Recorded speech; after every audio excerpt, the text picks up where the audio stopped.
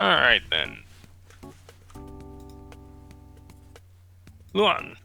The past few days have been particularly busy. Not only for yourself, but for the Dimdoria duo as well. With the sudden monster attack on the city having drawn no shortage of attention, though as luck would have it, you managed to give your spy master Quinn a small heads up that tensions here in the town were not even an hour before the attack happened. This allowed you to intercept communications that a team of Imperial investigators would be arriving within the next day.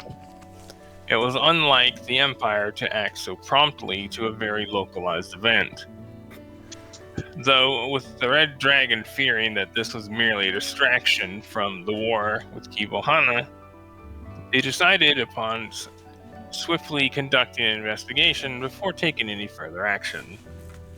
Armed with that knowledge that both Imperial investigators were en route and what their intentions were, you took it upon yourself to ensure that the Empire would find exactly what they were looking for.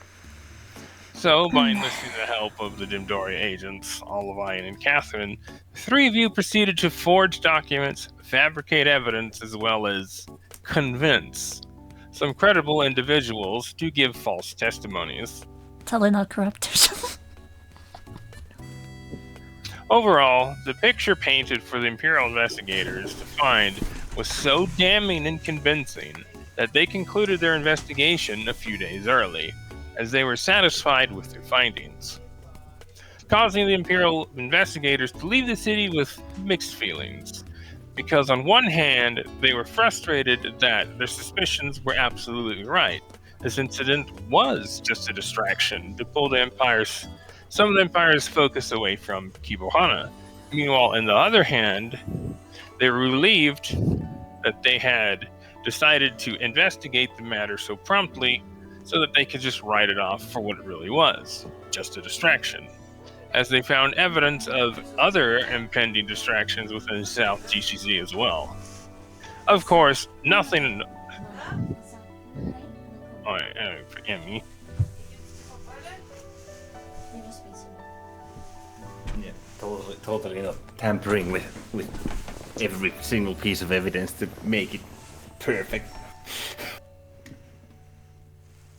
It's like, oh, you want to make sure it's not just a distraction? Well, let us fix that for you. Let's fix that. Alright, where'd you disappear at, Emmy? I had to let Captain in. I'm back. Right, the win. Meow.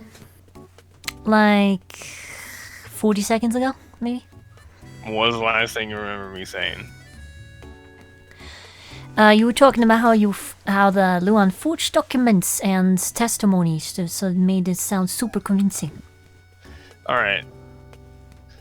Let's see. Sorry. By enlisting the help of the Dimdoria agents, Olivine and Catherine, the three of you proceeded to forge documents, fabricate evidence, as well as convince some credible individuals to give false testimonies. Overall, the picture painted for the Imperial investigators to find was so damning and convincing that they concluded their investigation a few days early, as they were satisfied with their findings. Causing the Imperial investigators to leave the city with mixed feelings. Because on one hand, they were frustrated that their suspicions were absolutely right. This incident was just a distraction to pull some of the Empire's attention away from Kibohana. Meanwhile, on the other hand, they were relieved that they had decided to investigate the matter so promptly so that they could write it off for what it really was, a distraction, as they found evidence of other impending distractions within South GCZ as well. Of course, nothing of what they found and were convinced of was actually true, as they had both taken the bait and fallen for the trap that you three set, hook, line, and sinker. Because you can safely say that the Red Dragon won't be taking anything short of a major incident in South GCZ very seriously for at least the next few months. Which is perfect, as South GCZ was to be the first target of the campaign against the Red Dragon Empire.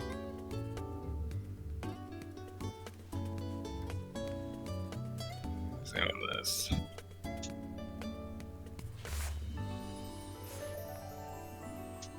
As it would be the easiest, what with it being furthest away from the seat of the Empire and the newest edition. Yep. Still there? Easy pickings. I think.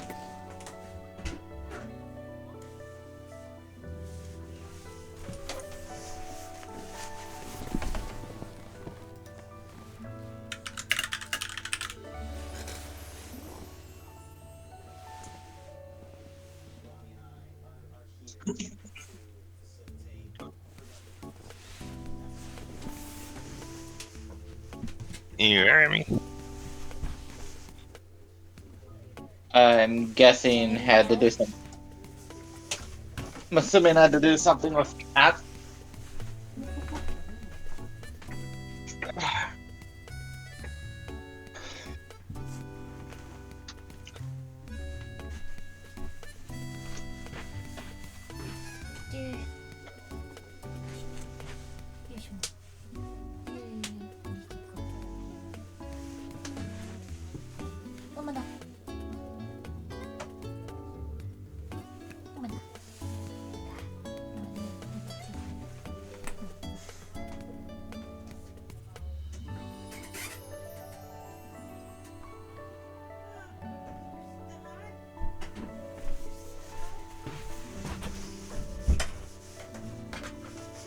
There, sorry about that. Ah, Alright. continue. From where? What do you recall? Still the essence of the fact that the Imperial Inquisitors, freaking people, were happy to write off the investigation and the case as a distraction. For what it was, as you said. Okay, so essentially they found evidence that's a distraction or more distractions. Yeah, effectively.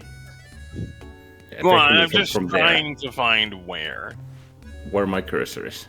No, your cursors. I would imagine. Yeah, essentially they won't take incidents in South UGZ very seriously for the next several months.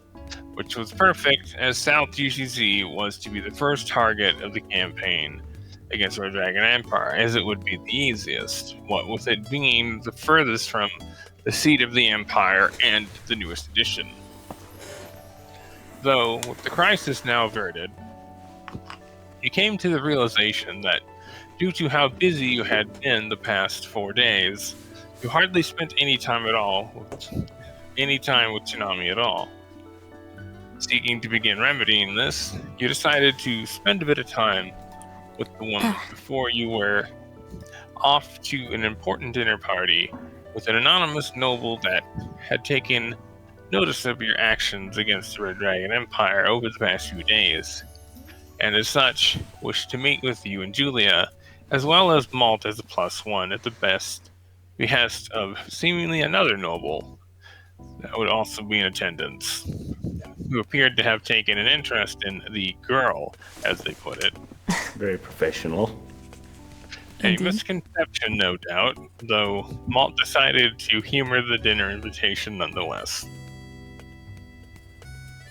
So, with you and Malt having concluded your visit to a tailor for clothing more suited for the formal occasion, the two of you went to find Julia.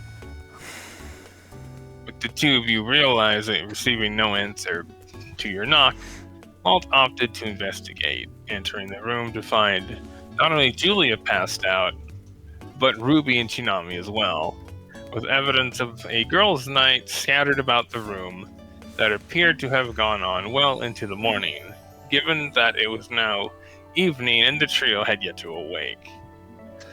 So, a few less restorations later, and before Malt had even given you the all clear to enter the room, a disheveled Chinami exploded out the door and around the corner, like a bat straight out of the Nine Hells, upon learning that Luon was also there.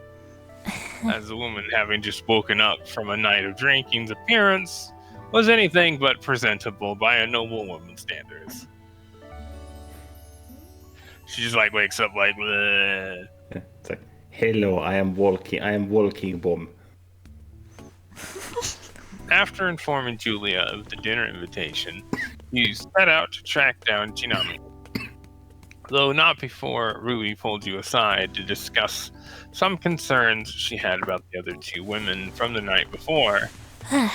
Is that both of the other two women had not only gotten quite reckless with their consumption of alcohol during their first time drinking, but they had also let their guards down to a concerning degree.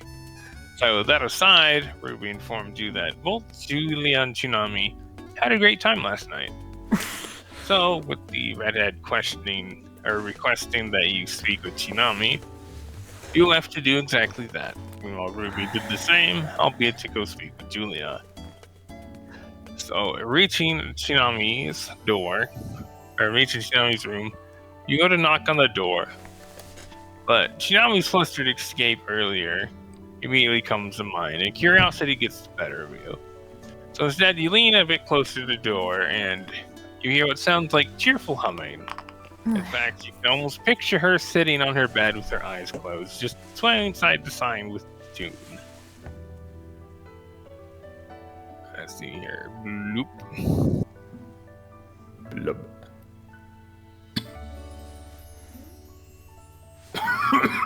Jesus.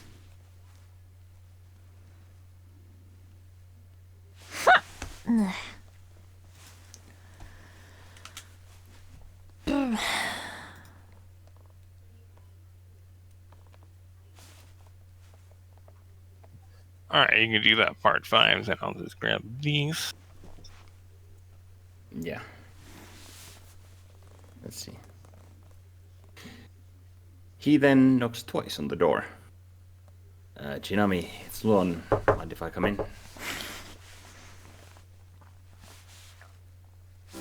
On that track. Alright, let's see. Here you go. I'm just gonna give you these parts Thank you. as they come. This track's so bouncy, I love it.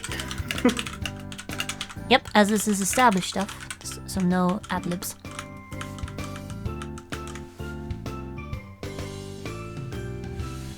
Yep. And so you have this all set. I know. Do I take the narration as well? It's relevant, or you? Yes, because Yep. it's much easier that way. You hear a faint gasp of surprise from inside, immediately upon announcing yourself, followed by some shuffling before Chinami calls out, "Oh, sure, come in." Calmly, Luon opens the door. What's up, Chinai? And bloop. You enter the room and find Chinami sitting on her bed with a small smile that's doing a poor job at hiding a much bigger one behind it. Suffice to say, she is really happy to see you. The woman then pats the bed beside her invitingly, but otherwise seemingly doesn't say anything. So the moment you take a seat beside her, Chinami practically plops against you with a relaxed sigh. I missed you, and it's a relief to see you too. Today was an odd day, because as a chronomancer, I have perfect memory, which means if the memory itself isn't perfect, then I won't remember it very well either. Though that is very, very rare. She looks up at you with a small pout. Today was the first time I've ever had a hole in my memory where I don't know what happened during it. She then points at you candidly as she furrows her brow with a bit of an upset look. And Ruby knows. I can tell. She was trying to play it off not knowing, but she clearly does. Though, Chinami trails off as she sinks down a bit. Judging by how she was acting, I probably did something really embarrassing. And she doesn't want to say what that is. Though I cannot imagine why. I figured if I did something embarrassing, she'd probably never let me hear the end of it. The woman pauses. Sorry. I see where this is going. The woman pauses for a few moments before continuing. Though I did have a lot of... Though I did have a lot of fun. Jelly is really nice. Really teased me a whole lot, though. She then sits up with a look of realization before Jinami looks you up and down. You look really good in that. Now, what's the occasion? Alright, so... Luon's intelligent on Jinami's comment about memory not being perfect. Based on what you know from your true self, a chronomancer's memory is perfect. Too perfect. Because unlike storing memory in your consciousness, which records your memories as your senses perceive them, storing them in the soul records memories precisely as you consciously experience them. Meaning drugs, alcohol, and intense motions can skew the clarity of some memories by varying degrees based on how the memory happened. So if a chronomancer were to get shit-faced drunk, whenever they would think back on the memory during that time, they would remember them with the same degree of conscious clarity as they did at the time. Which is to say that everything recalled is one big mess of blurry colors and distorted sounds that slowly become clearer as the effects of the alcohol fade, or simply cuts to black upon passing out. Suffice to say, there's a reason why chronomancers never drink enough to get drunk, which is a lesson that Shinami just got a crash course in. Luon puts his other hand on Shinami's head, over and around the back of her head, while touching the lapel of his overcoat with his free hand, looking down at himself. I look too good in this? Just the one who's always dropped dead gorgeous, Shinami. He gives a knowing smile at her. I have a dinner meeting with Julia and Malt and some noble in Suite 3 that in just about an hour. They want to discuss some stuff regarding the dragon attack. And I kind of don't want to tick off nobility by not dressing the part. Though, honestly, I'd rather not think about that. I've been so busy for the past days with this entire assault business and the AAL and the mines and... I wish I could just melt here. She smiles, giving her a light laugh. What do you remember then? I certainly remember the figure making the exit from Julia's room. Just be grateful you had less restoration cast on you. Otherwise you'd have to pay the piper right about now. Hangovers aren't fun, but some people still do it nonetheless. I don't get them. I imagine that for a chronomancer your memories must be blurry, to say the least. Though, what matters is that you had fun. I'm really happy for you for that. He then looks at Shinami with a cheeky smile. Though, now you made me curious. What'd she tease you about?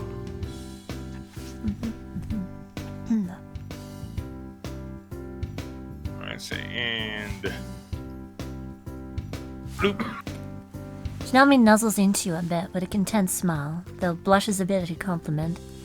Says the man is always as handsome as he can be. As can be, there you go. And I wish you could too, but we both know that you still have a lot of work to do, so I can't snatch you away just yet, as much as I would like to. She then dons a small pout. We haven't had time to do much together since we left Marina. Though, I knew this is how we would be for a while. I just wasn't expecting a monster attack immediately, followed by Imperial investigators. The woman lets out a defeated sigh with a small smile. Though it is what it is. I don't mind waiting, though. I waited for 26 years for this. So, that's a few more days. Shinami sits up at your question about what she remembers, bringing a finger to her cheek. While some of it is a little fuzzy, I perfectly remember everything up until a few minutes after drinking that really strong alcohol Ruby brought out. After that, it's all one big blur of colors and sound. And then, it all coming back. Or just when I wake up. Though I felt awful when I did.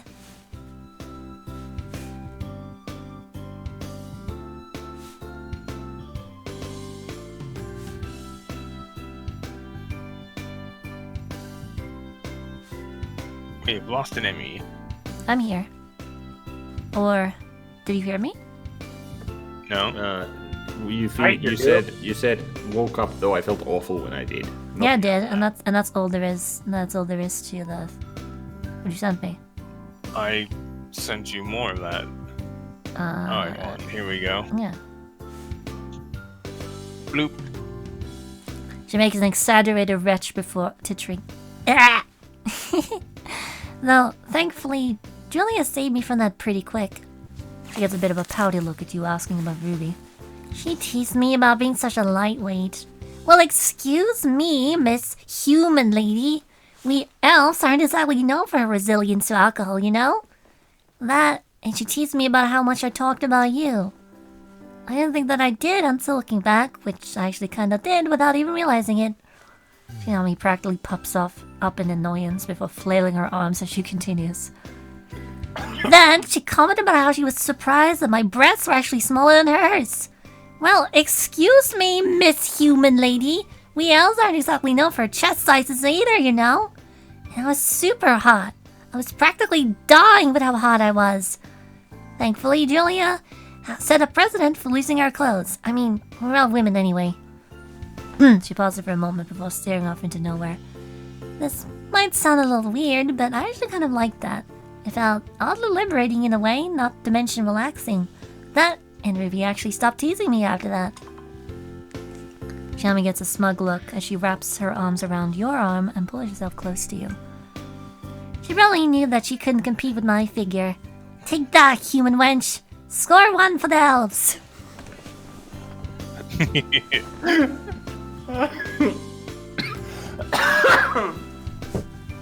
Sorry, go on. I love And here's the next part. Shinami lets out a few small laughs before composing herself and continuing. The only thing we're missing was a nice bath. Oh, that would have been amazing. I heard they have those at Tosi's church, so I'm really excited to see that. Julia would probably drag us into one theirs. Not that I would mind. I wouldn't mind drinking with them then too. She offers a wry smile. The next time, I'll be much lighter on the drinks. I'm not sure which was worse, having a blurry mess of colors and sounds that I couldn't recall, or suddenly waking up and feeling like death. Either way, no thanks to that. I'll just stick with tipsy, thank you very much. That's something that's manageable. Nah. In response, Luon gives a light tap at the back of Chinami's head. Bam! Meh. Yeah. Feeling like death is called a hangover, missy. Lesser restoration really feels like cheating to counteract that. Be grateful to Julia for that. As for the booze you drank, that was the product of a clan known as Kalutrin, a bunch of dragonborns that specialize in alcohol products and the export of them. Honestly, I'm glad you had Julia with you, or otherwise I think you genuinely might have died. The stuff they make is just that strong. I think it might be for the best that you don't really touch their drinks anymore. Light ale or some fruit drinks with alcohol content might be more down your alley, but those are hard to come by. Probably in Huimang or in one of the bigger cities. I'll get you some if I happen to find any, Chinami. I think you'd like them. It's Plus, amazing you she even started- survived. Yeah. Plus, you started from the hardcore depths of the adult pool, when you should have entered the kiddie ankle pool. I guess that's a good thing. And you learn your lesson after exactly one killer hangover. Luon presses his hand against his own cheek, as if remembering a certain memory of his own. I sure did. Again, it's amazing she survived. It is. Coincidentally, alcohol also causes your body temperature to rise, so natural reaction was to lessen your clothing. Also, don't listen to Ruby. I think your chest is perfect as it is. A little bigger, and I think they'd ruin your rather attractive form, Chinami. He then keeps Chinami close as he continues. So, how are you doing, Chinami? You getting along okay with Ruby and Julia? Other than what happened in her room? Although, Also, even though Dosi's church will realistically be our first true place for actual respite, I'm glad you got to spend a fun night like that. I'm all for that, actually. Make friends with them if you wish to. There's nothing wrong with that. Of course, I'll be there, but as far as I can tell, girls' nights are something that generally only girls enjoy. In your case, enjoy yourself. Responsibly, of course.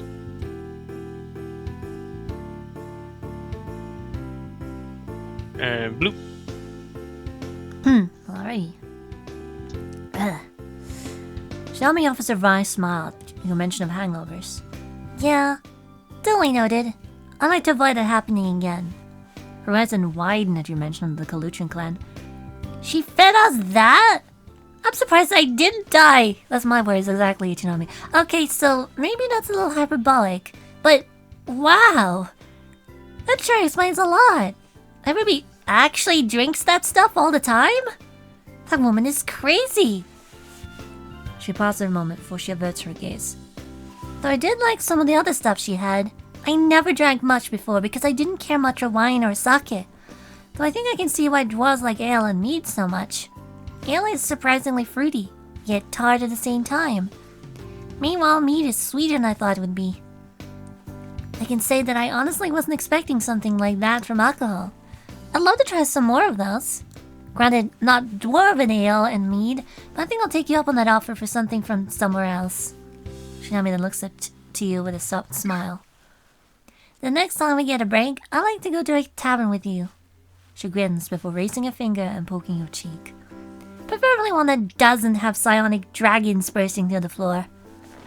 The woman then quickly kisses your cheek where she poked you. Though I appreciate you all coming to a nicer place for me after that. Adventure on the road. I very much appreciate... adventure, alright. I very much appreciate the thought. Xiaomi blushes a little at your comment about her chest before bringing her hands to it and looking down at them. Now that you mention it, my frame is much smaller than hers. She's almost 30 centimeters taller than I am too. Yeah, like Ruby's almost a foot taller than Shinami. Yeah. Chibi Nami. Which is amazing. Yep. It's incredible. There you go, Amy. She pauses for a moment before staring off into nowhere as she continues. I recall Malt mentioning that despite her being petite by gnome standards, she would still be considered on the more busty side, and that finds her chest size to be inconvenient, and that she finds her chest size to be inconvenient. So I guess it really does boil down to perspective, doesn't it? Shinami purses her lips before giving her chest a bit of a jiggle. Haha. Well, I am above average by Elven standards, so I guess I'll take it. She then titters as you pull her close and ask her how she's doing. I'm doing a lot better. Having a few days to unwind in the city has really driven home the fact that I really am free from my noble life. Granted, I'll have to go back to it to some degree later, as per the plan, but after that, I'll actually be free from it. Which is what these past few days have been. Shinami pauses for a moment before laughing. Ernol is also a lot of fun, and he's funny. Maud is also very easy to get along with. I played a bunch of different card games with her and Ernol the past few nights and had a real blast. I also got to talk with Catherine a bit yesterday. She knows a lot about poisons, which I found really interesting. It was kind of neat speaking with someone on the opposite end of the combat spectrum. She's a highly trained and skilled assassin. Meanwhile, I'm a cultural icon and was a rising people's politician. Granted, the latter was largely just to add further fuel to the outrage fire, but I still learned how to properly do it all the same. She then brings a hand to her cheek with a bit of a perplexed expression. I didn't really get a chance to speak with Olivine, though. That woman was always in the mood doing something. Though I imagine I'll get a chance sooner or later. The woman then grins. Who knows? Maybe we'll be able to rope her into a girls' night once we get to the Tolosi's church. She then shakes her head. Anyway, you should probably meet up with the others. Thank you for coming to see me first, though. We'll talk some more tomorrow before figuring out precisely what to do with the AAL situation. in mines, if I heard Mal correctly earlier. Regardless, good luck with the noble talk. It's good to hear that you've been around. Olivine and Catherine are very much like myself. Operatives on the other side of the law. We're far from publicly legal establishments, and our methods show that. Dimdoria especially so. As for Catherine, she not only knows her poisons inside out and sideways, but also has extensive knowledge of the wild and medicines and remedies found there. For that which kills, also needs to survive. If you ever need any help or information about either profession, ask her. She's taciturn, but that's just how she's. She's a single mind when it comes to missions, but not all too bad as a conversation partner, given the right circumstances and topics. Mostly poisons and veins in any given creature's body. She could probably list every single lethal stab point on a human body in her trance. As for Olivine, if you ever need anything or know information on people or history or events, she's your go-to person. Olivine's simply a work addict. It's not as if she's trying to avoid conversation on purpose. Ask her something meaningful for the moment, and you'll likely have yourself a conversation. She takes a bit of warming up too, but ultimately that halfling can't stand still. With the way you are, though, I can see her warming up to you. Try asking her for the girls' night out. Who knows? Maybe she'll join. He gives a bit of a wink at that last part. I enjoy everyone's company here. Ernol is like a trusty brick wall, and I enjoy his and Julia's antics too. If I have time, I'd like to join in for a game sometime. I've been talking with Molt a fair bit, and she's terrifyingly intelligent, as I've come to understand most of her kin are, but she's even above that. Plus, she's also wise and witty. In fact, her intelligence and quick understanding of things stumped even Olivine. That's saying something. After the kiss and Chinai's proposition, he smiles, shifting a little closer to her. Well, a tavern it is then. Most of those drinks you mentioned are pretty easily found within the boundaries of the Red Dragon. It's actually an empire of stunning landscapes, bustling cities, and a lot to see and experience in general. If only the leadership wasn't so god-awful. In the winter, some heated sake might be to your tastes. I'll save that treat for an especially cold night to warm you right up. For now, we can go find some more common brands for you to try. The Kaluthian clan's produce might have been a bit too hardcore for you. I'll help you pick out some fun ones. But I feel like what Ruby showed you from the milder variety, they ought to be good. As Shinami talks about her freedom, Luon continues into her stopping. Shinami, we freed you and I'm here.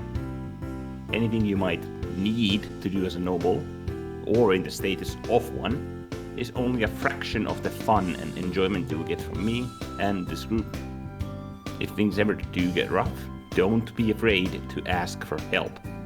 That's why we're here. Sure, this is a start, but I'm planning to stick around until you can be freed from your chains of what you carried for, 26 years? That's a lot for those shoulders. So, have faith in us being able to help you too, yeah? He leans in just past her face and whispers, I'm so very proud that you managed to learn as much as you did. And do as much as you did, Kinami. He then lets go, stands up, and turns around. I really am. A look of realization comes over him, with his eyes widening ever so slightly. I never did properly get the time to thank you for saving my life back during the dragon attack. Actually, the adult dragon knocked me unconscious and An explosive from Ruby was about to go off right next to me, but I'm here, as myself, thanks to you powering through that potion and with your quick reflexes, so... He leans in and gives her a quick kiss on the lips, holding her chin. Thanks, Shinami. You're irreplaceable to me, and to all of us. With that, he'd straighten his dinner coat and walk to the door. Want me to come back once the dinner's done? Bloop. Shinami offers you a smile. Thank you. Your words really do mean a lot to me, as well as give me peace of mind. Well, this is still all so very new, I'm coming to enjoy it. I'm still worried to get close to people. Bad things seem to always happen to people who get close to me. Well, that's a story for another time. Forming a kiss, she quickly returns it. So are you to me, and don't you forget that. She then sees you off before shaking her head. Last night's sleep, if you could even call it that, was anything but restful. That was a nap earlier today. To be perfectly honest, I'm gonna go downstairs, get something light to eat, and then just go to bed. So, I'll see you in the morning then. Nah. Son, Luon's insight check on Shinami's comment about bad things happening to people who get close to her. You're a little caught off guard by that remark, as she's being completely serious. And by the sounds of it, she wants to talk to you about it, albeit later. Likely when you're at Tosi's church, as you can imagine that she has a lot of stories to tell.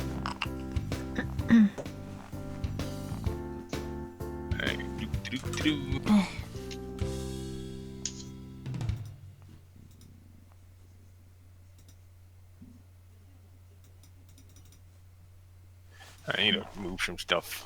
Alrighty.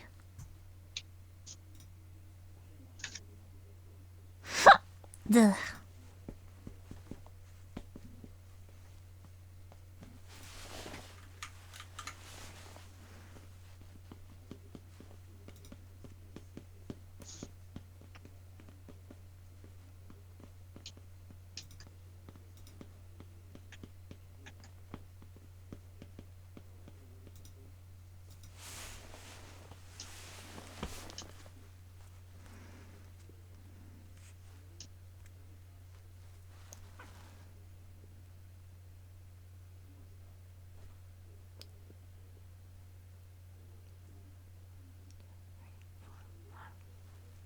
Alright, here we go.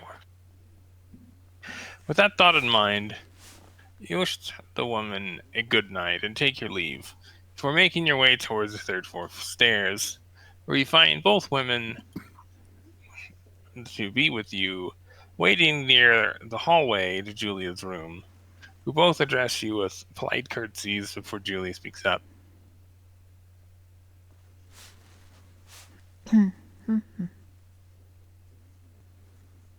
So, shall we be on our way? Luon gives a smile mid-stride as he gives a nod for the both of them. Let's. I'd say we're all set.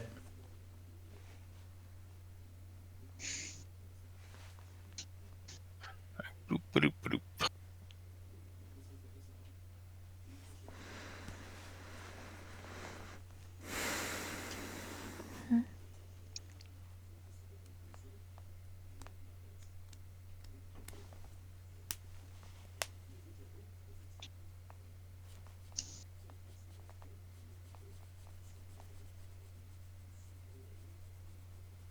Alright.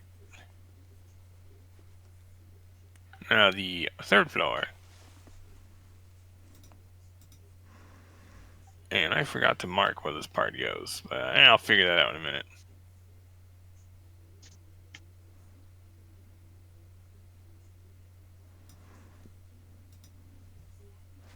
Down below, I presume? Yep. Yep, that thing. Can you remove the section to the left of it with all the dragons? Oh, you can get rid of that. Yeah. Yeah. You don't need it. Anyway, let's see here. Go.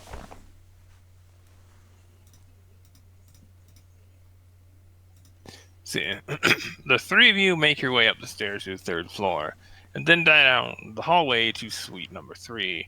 Upon reaching the door, you give it a few knocks, and surprisingly, it opens after only about a second or two, and to seemingly no one.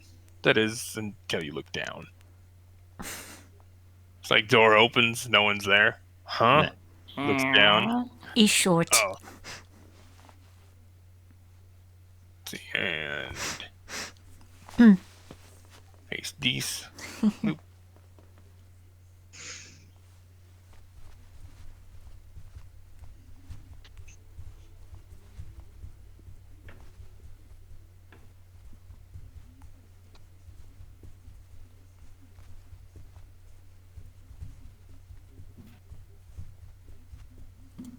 There you go. Okay, until you look down, where you are met with a pair of... Wait, I forgot to move you. Good job. Bloop.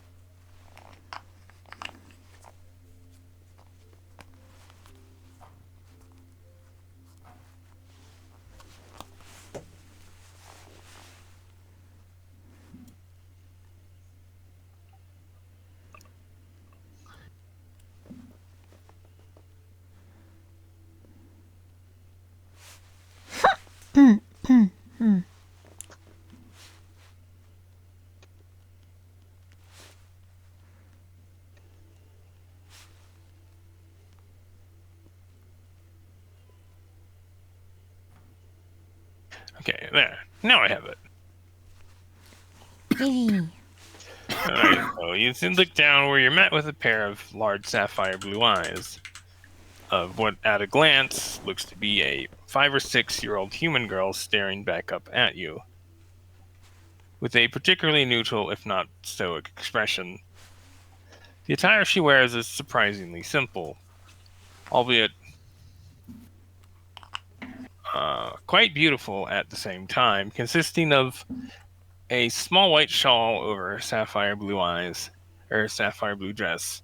Though it's not more than a moment that you notice that there are several things about this girl that are eye-catching, particularly her long aquamarine hair and what looks to be a pair of dark blue horns on either side of the crown of her head, as well as a crystalline light blue scaled tail protruding from the bottom of her dress.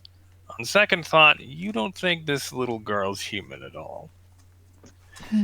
She then silently stares up at you a few moments, before slowly raising a hand in a faint wave, and then speaking in a surprisingly slow voice, slower than Maltz even. Hello.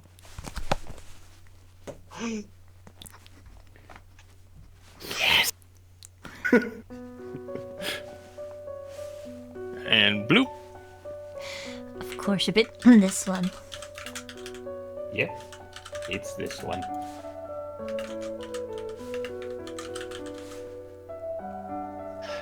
Luon's nature check to find out what the little girl really is. You are caught off guard by this little girl now that you get a good look at her, because her seemingly human appearance with slightly anthropomorphic dragon features are unmistakable. This is a baby gem dragon wormling. It is common knowledge that amongst those familiar dragons, that all dragons have a natural human form that they can take on. However, a baby gem dragon's human form isn't fully developed yet. So when they go to take on that form, they instead end up with a mostly human form, just like this. Meaning this girl can't be more than a few months to a year old at most. Now, as far as what kind of gem dragon, that is a very good question, one with just as an interesting answer. Because while your first thought immediately went to sapphire because of the blue scales, you quickly realize that they are far too light to be a sapphire dragon, which means there's only one other gem dragon this little girl could possibly be, an aquamarine dragon, which are incredibly rare, so rare that the overwhelming majority of scholars are dubious of their actual existence. In fact, the only reason that you know they are actually real is because your true self knows that they are real. This is because aquamarine dragons are the single most elusive dragons of all dragon kind, though you can't quite remember why that is at the moment. And Luon's insight on the girl's stare. This little girl is impossible to read. Her expression doesn't even move in the slightest as she looks at you, and her body language is just as subtle as well. You have no idea what she's thinking, or feeling, or anything, really.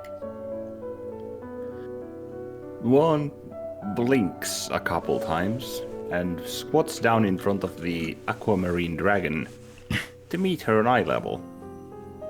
An aquamarine wormling? Here. Luon then changes to Draconic. Hello there. Are you the one who summoned us here, miss? What's your name?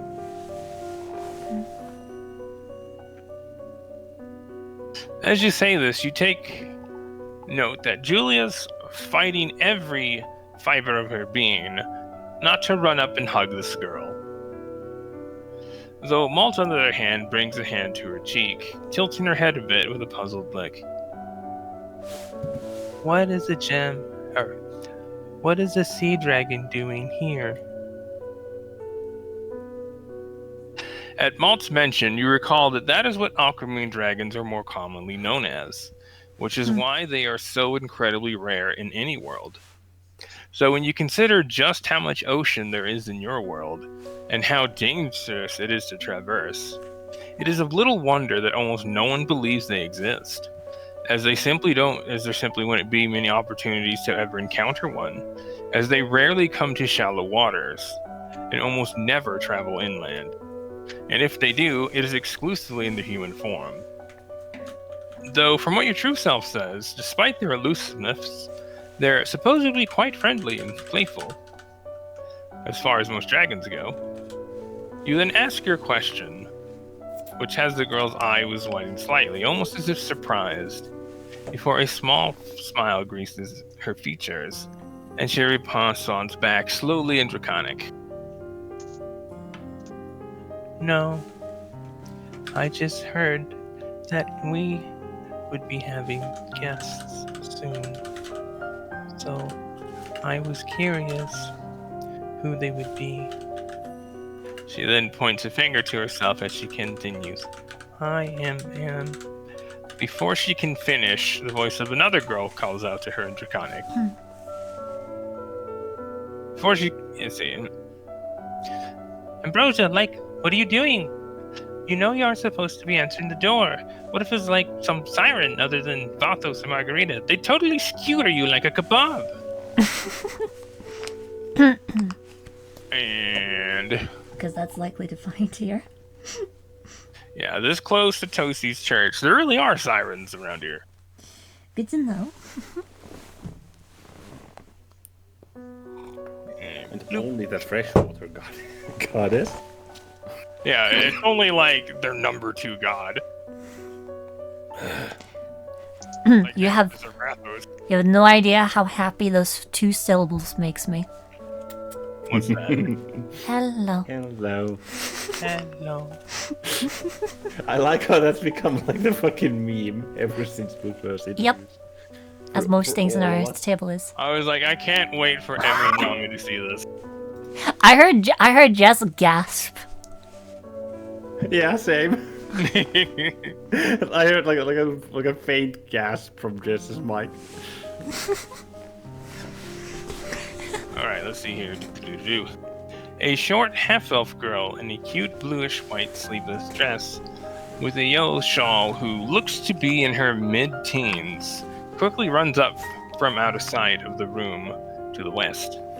Then quickly takes Ambrosia's hand and pulls her away from the door, before turning back to you with a sheepish smile. Sorry about that. A look of realization then dawns on her before she looks between the two of you. Looks between you and Julia. Oh, you must be Luon Tuhan and Julia Abertine. I'm... moving shit around. Oh, that's your name, moving shit around. Haha. Nice to meet you, moving shit then. Yeah, moving shit around. My name is Luon. That sounds like a goofy Tabaxi name. Why do we have the same Yes. brain cell when it comes to Tabaxi shit, Yummy? That's how their naming convention goes. I know. It's like we think of the same thing before either of us It's says like it. a Tabaxi decorator moving shit around. My Oh god, inner, no! my inner Tabaxi's a ginger one too. Why shit? I spent a lot of time with sailors decorating their ships. Damn. My inner Tabaxi's fucking orange. I'm actually an intriguing question. I'm actually a toilet decorator. Jesus. Anyway, There you go. Brr. Allah. juggling stuff. They juggle.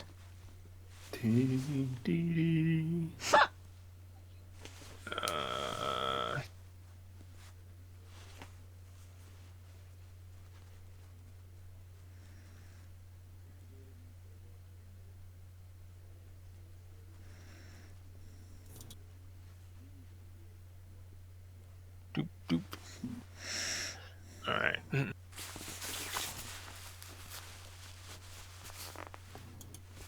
So before the girl can finish, she stops as a pair of heavy footsteps approach the entryway from inside.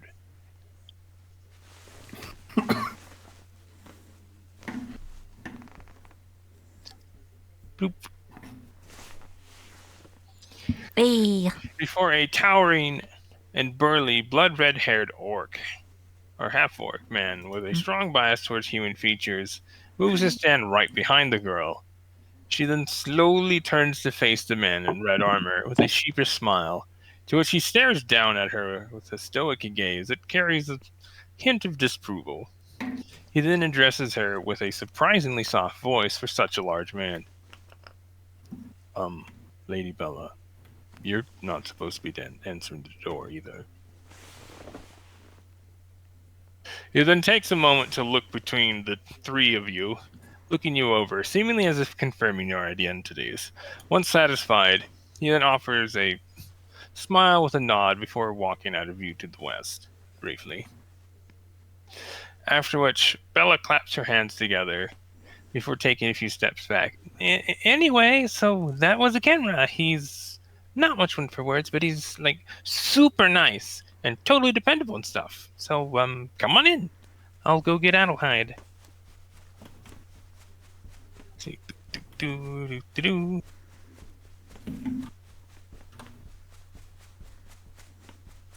And then we never see him in battle ever again. He shall regress back to guard 5. That's the arc of again, right? This can. So with that, the three of you enter, with you bringing up the rear and closing the door behind you once the two women enter. At the same time, the woman goes to run off, but stops as the voice of a boy speaks up from the west, or from the room to the west. You guys out of the door.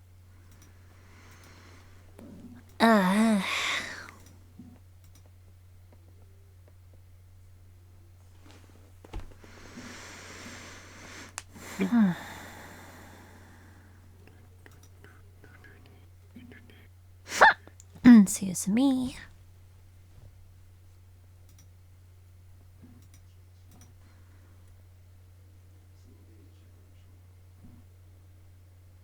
Alright, here we go. And so, boy speaks up from the room to the west.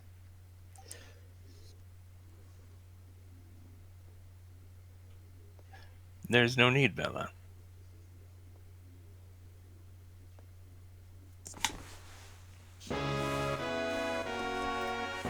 A human boy with platinum white hair, who looks to be in his mid to late teens, enters the room from the west. And bloop.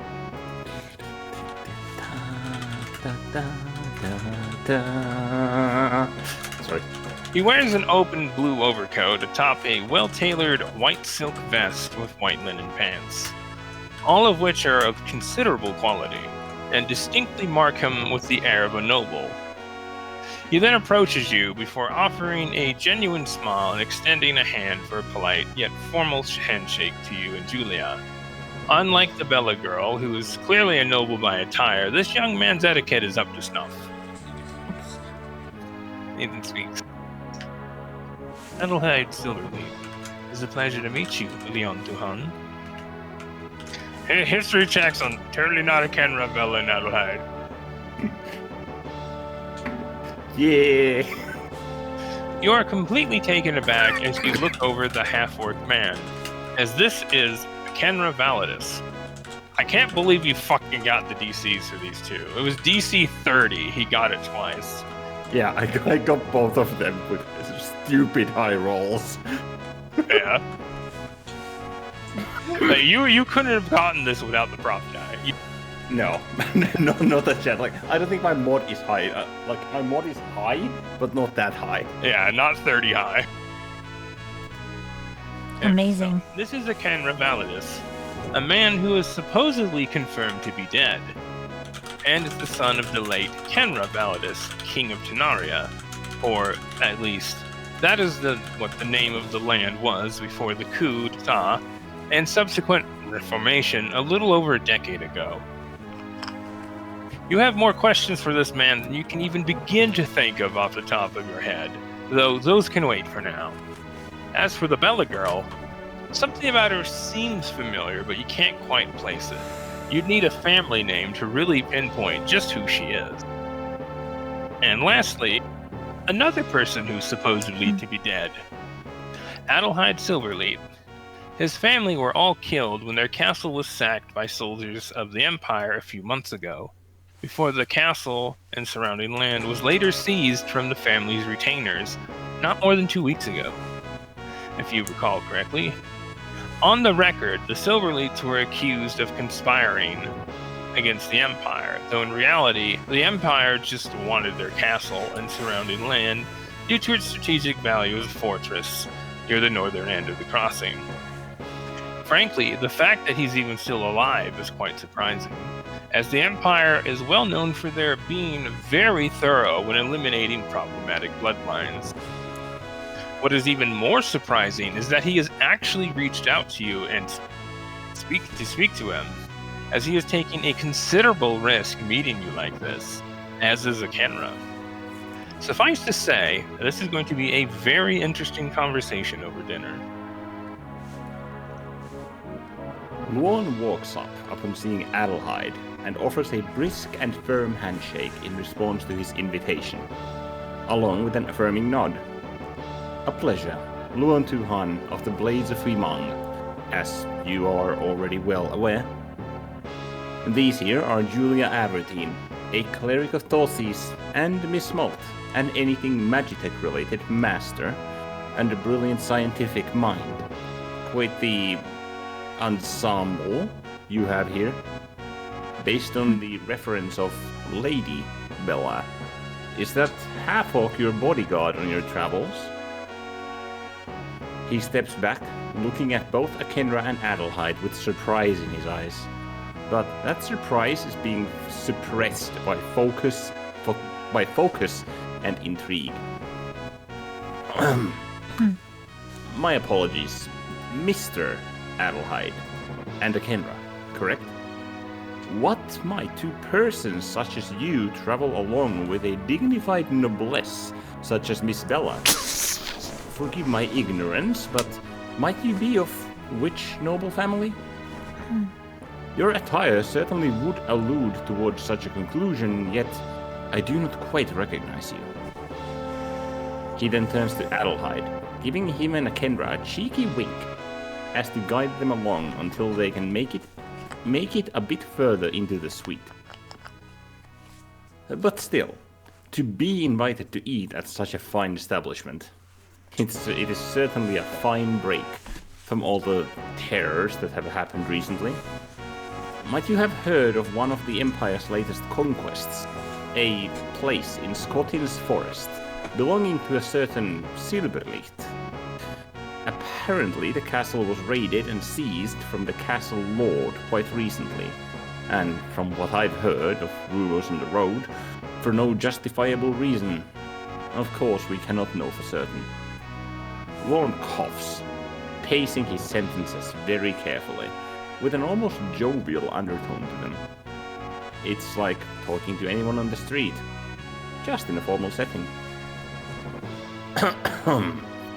Then there is the Kingdom of Kibohana. Their recent war effort to snuff out the Kibohanan declaration of war has them very much on the aggressive side.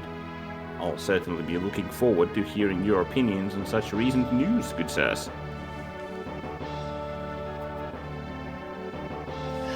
As you formally address Kenra by name, the half-orc man slowly brings a finger to his lips in a shushing gesture, covering a small hint of a smile. Meanwhile, Adelheid gives an innocent shrug before speaking up with a faint grin himself. With all due respect, Luon Tuhan, as humbled as I am for you to think me of a member of a prestigious bloodline, I believe you have me mistaken for someone else. The only noble present here would be Lady Wantaches. He gestures a hand to Bella with that last part. Meanwhile, the girl closes her eyes with a smug smile as she balls her fists, bringing them to her side, while puffing out her chest, or lack thereof, rather, before giving an affirmative nod. That's right. I am Bella Montaches, a fine and proper lady and noblewoman. Go on. Be that as it may, she certainly doesn't carry herself as one. And a small snort from Julia behind you is quick to affirm that you're not the only one who thinks as much. Bella then opens her eyes and points a finger right at Julia with a mildly look upset. Hey, don't you laugh at me. What I said was totally and completely true. Julia shakes her head, raising her hands defensively with a haunt.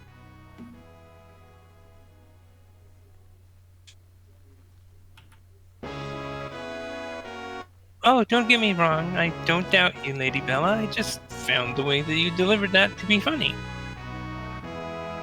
Bella eyes her dubiously for a few moments, before a smile returns as she crosses her arms.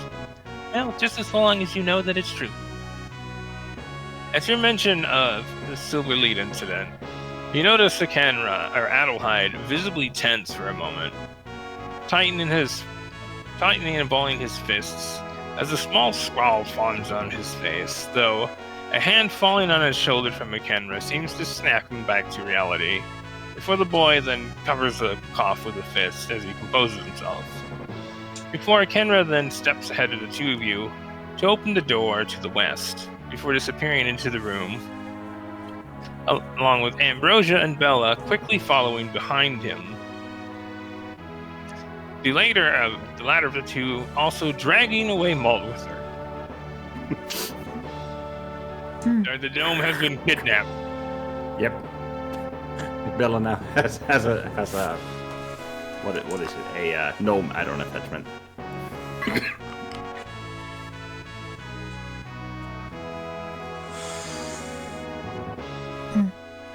I can just imagine the interactions between her and Shinami. Like Bella would probably mistake Shinami for another child like herself. For a very long time. Let's see. Once the others have left earshot, Adelheid returns her attention to the two of you and before speaking up in a lower tone. My apologies, Luon Tuhan. I know that your mentioning of the incident did not displease me. It is merely still fresh on the mind. And your sudden mentioning of it had caught me off guard. With all. Though, I suppose this is a testament to just how well informed you are, which is admittedly comforting to know, as it saves from speaking on the matter more than is necessary.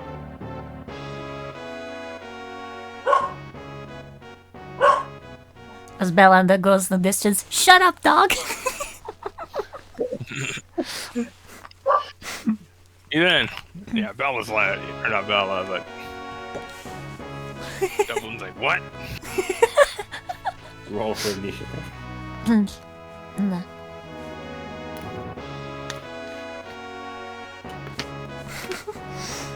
He then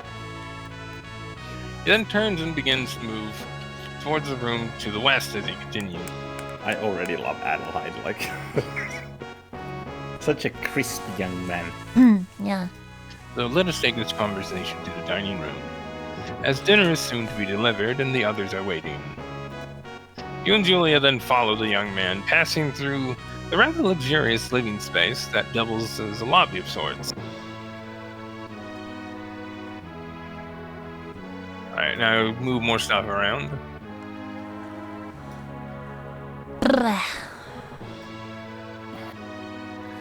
So yeah, Adelheid and Bill are here.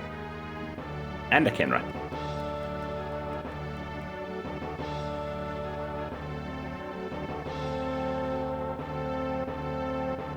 Oop.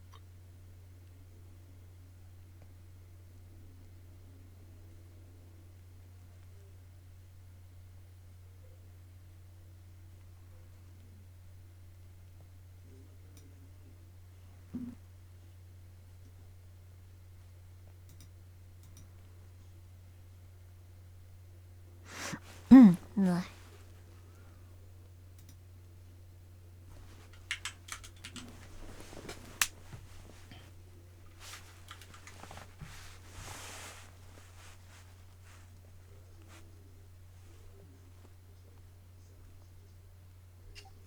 Alright, where is it? Here we go. Passing through the now open door, you enter a somewhat large dining space, which takes up most of the west side of the suite, leading you to believe that the bedrooms are on the east side. However, as you look over the table, you're actually taken aback, quite aback, to find... Let's see...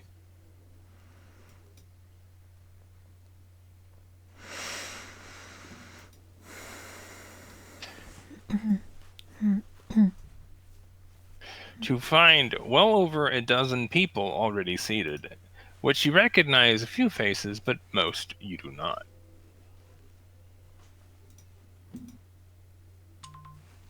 Bloop. Lots of faces. Jesus.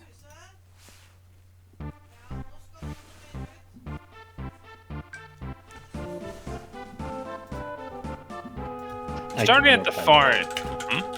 I could not have thought of a more perfect theme for this. Starting at the far end of the table and going clockwise around it, you find Akenra now taking a seat. Taking a closer look at his armor, you now notice subtle symbolism of the goddess of life adorning it, distinctly marking him as a paladin of the Silent Guide. Beside him to the right is what first looks to be a human woman in a purple gi, with long white hair. Hey, Emmy there? Or Emmy? Yeah. 1 second. Waiting for you. Yep. Yeah. Again, paladin with Silent Guide. Beside him to the right is what at first looks to be a human woman in a purple gi, with long white hair tied back into a long ponytail with a purple ribbon. Though you then notice her face has subtle feline features, most notably her yellow cat-like eyes, which are the telltale sign of a feline shifter. With one look at this woman's attire, it is clear that she has chosen to disregard the formal dress code of the dinner. Considering she is very clearly a monk at a glance, this is entirely unsurprising. You'd be pretty hard-pressed to convince people who walk this road in life that formal attire is in any way necessary for any occasion.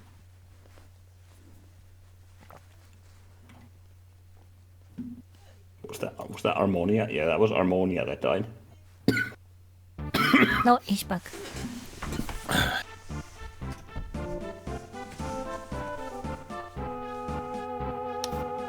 Let's see here.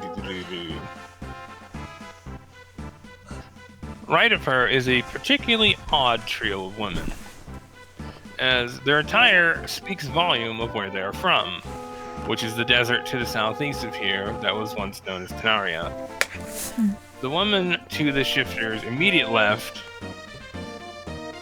appears to be a half-sun elf with emerald green eyes and long blonde hair tied off into a ponytail on the right side of her head, along with 2 long tendrils of hair that go down a bit past her shoulders that are tied near the tips with red string.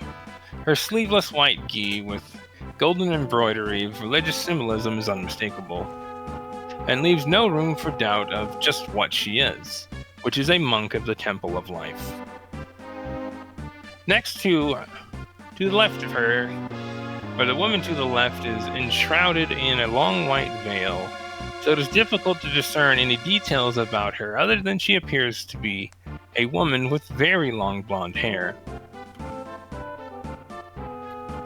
The next woman to the right of that is also somewhat surprising, because in contrast to the other two, while her eyes are also emerald green, her skin is very fair in comparison to the others, more tannish yellow. Her hair is also a grayish black, leading you to greatly suspect that this is actually a half-moon elf, which you almost never see outside of their Oasis Plateau homeland, far to the southwest. She wears a formal, off-bluish white tunic with golden flare and hints of symbolism of the goddess of life as well. Despite this, the rest of her attire all but screams bard, leading her attire to give off an almost good enough effort for formal attire. The next at the table is a particularly beautiful half-orc woman, also with long blood-red hair and matching eyes, who wears a formal white gown with golden flare that is very feminine in design, though there's something about her cheerful demeanor, mediocre posture, and seemingly lack of etiquette that greatly betrays her otherwise noble appearance. Somehow you're reminded with Bella as you look at her. And beside her is a towering half Goliath man that she is all but snuggled up to.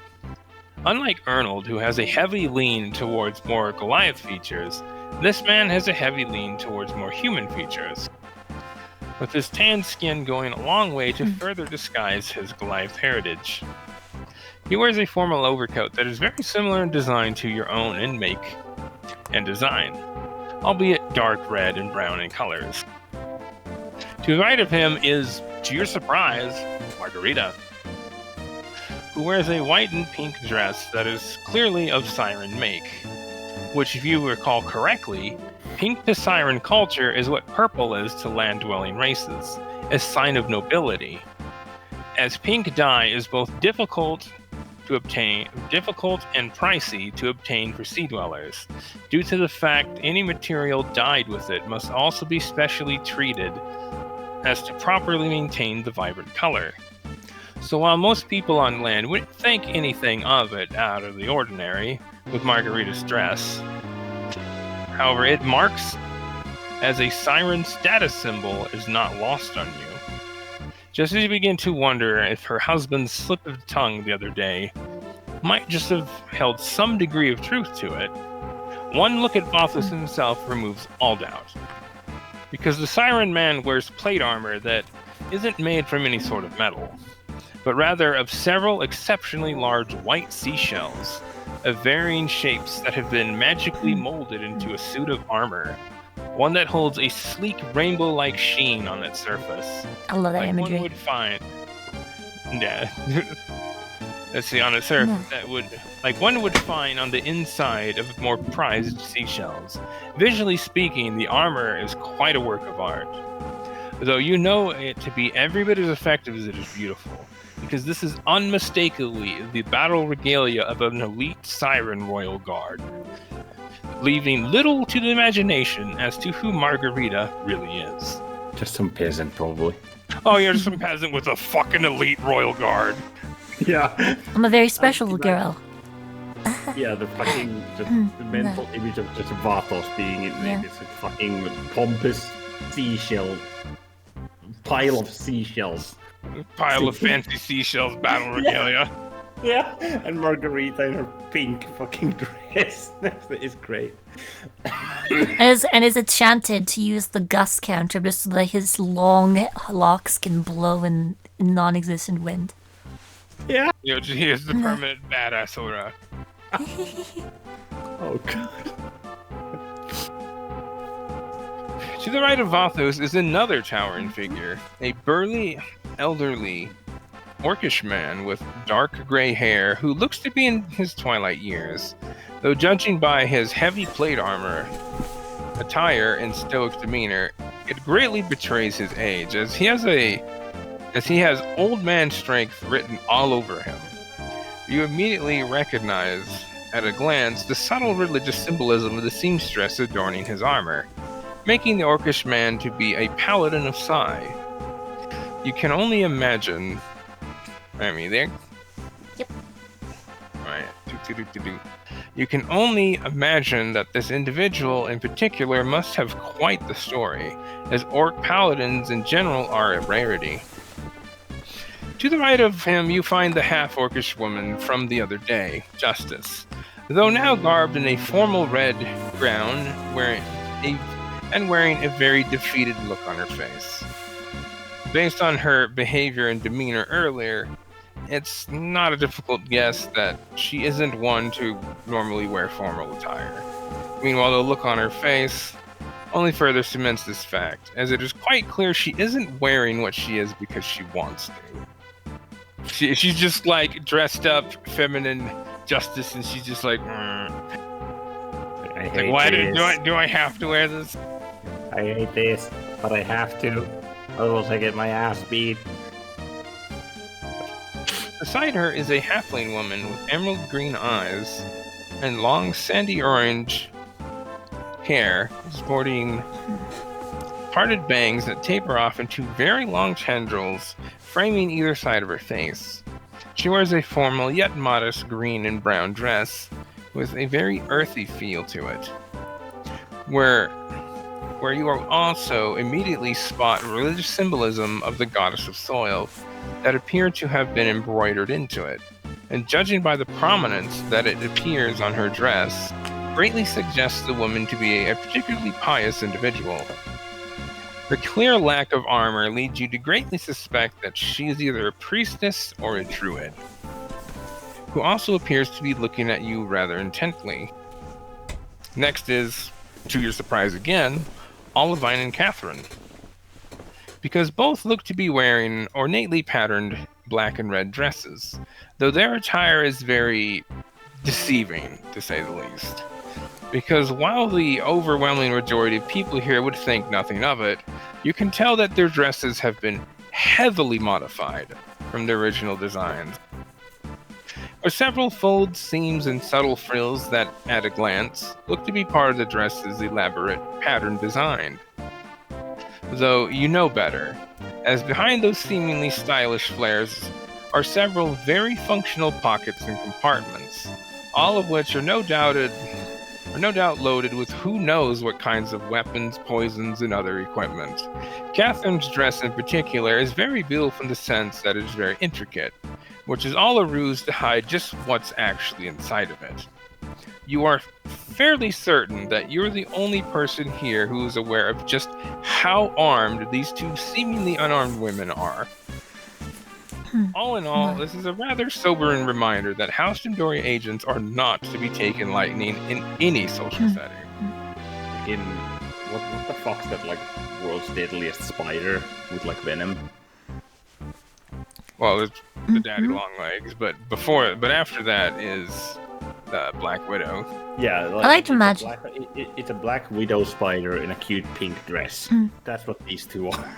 I like to imagine that Ashi. Red dress. I like to imagine that Ashi has her pole weapon just kind of stacked in her back, essentially. Yeah, a handful of people here have their weapons. Mostly because that one is more easily portable and also provides other benefits. So there's just this long metal stick rod thing sticking up from her shoulders, essentially.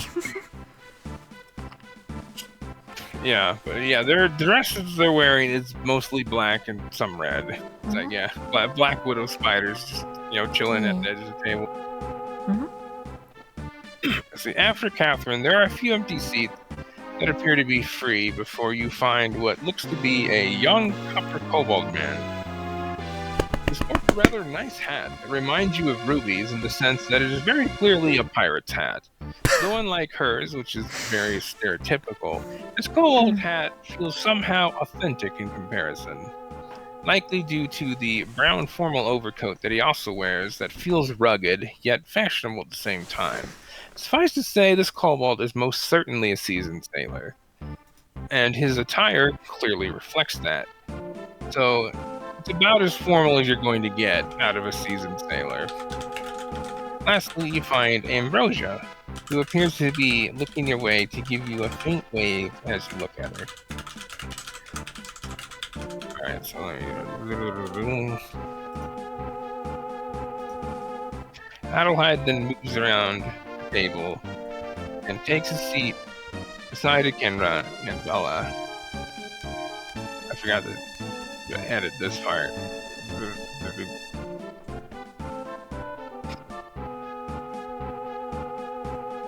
Julie then takes a seat between Catherine and the kobold. Lastly, you then take your seat between Julia and Catherine, being mindful of your coattails as you sit down. So he go here. And she go here. And I just actually due to in D&D discussion about the Black Widow thing. I'm a nerd. I remember like Spike. Well, that's not how it works in this world. Checkmate.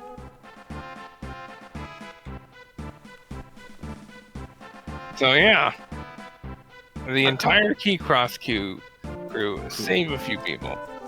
Yeah. You guys are not supposed to meet these people yet. Yep. Essentially, what was going to happen was you had a chance of noticing them leaving as you guys were getting ready to go to the mines. But due to just how things played out, you guys ended up meeting them. Meanwhile, one of the ones is off having been recruited by Storm Queen after doing a report. Yep. Yeah, Yes. the letter that you sent Adelheid might have made a difference. Yeah. It might have been a bit closer than you think. I'm not surprised. See, okay, here we go.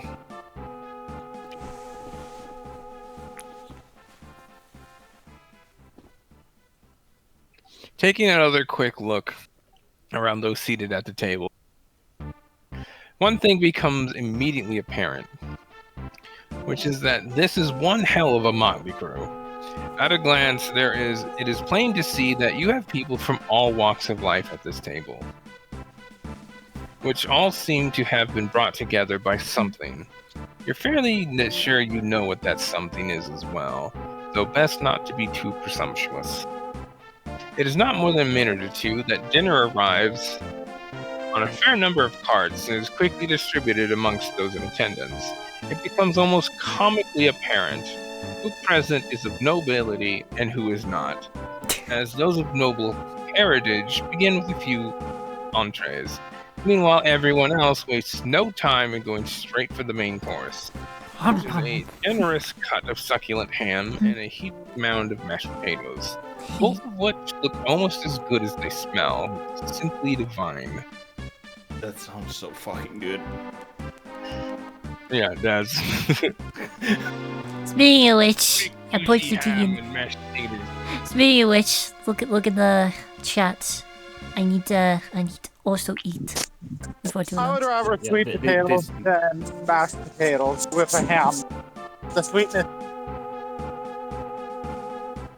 I'm hungry. So yeah. You're hungry. I'm fucking Oh, walking my way to Subway. By the way, it's cold, and I forgot to grab gloves. Anyways, yeah. I'm almost done with this little bit, and we can Okay. take a break. Okay. Thank you. Yeah, I was gonna say that this ends. This is like this doesn't take long. Let's see. Well, actually, the scene is very long, but there's a good stopping point for you to go eat dinner and come back. Yeah, which comes up like real soon. Let's see. Meanwhile, the three of you being guests patiently wait for those placing food to deliver to you in an entree of a small bowl of salad and soup. Once everyone has their food and begins to eat, Adelheid clears his throat, which appears to hush all at the table, garnering their attentions as well. Suffice to say, you certainly now know who's in charge of this group. The young man then speaks up.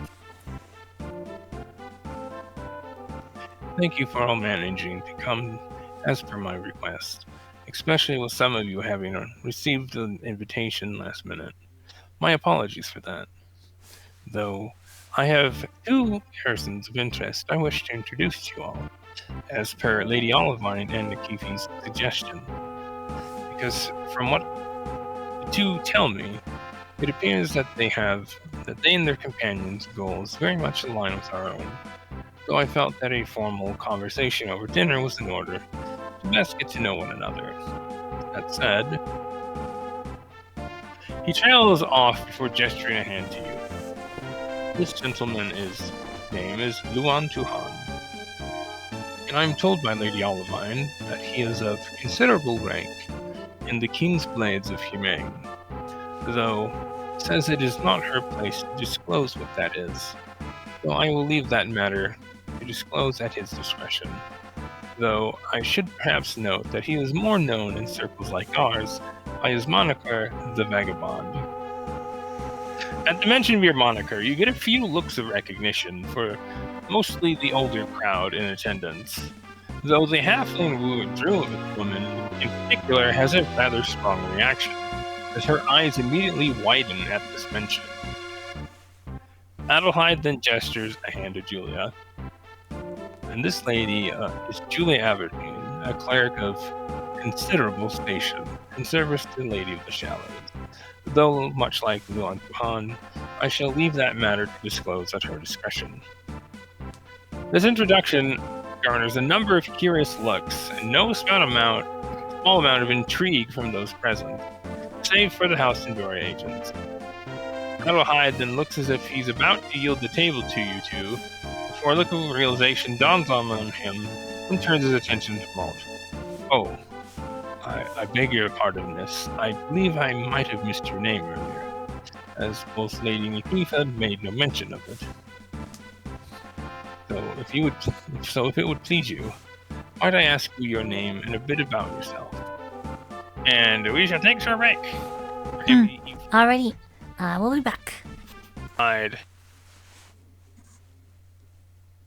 asks Malt for her name and a bit about herself.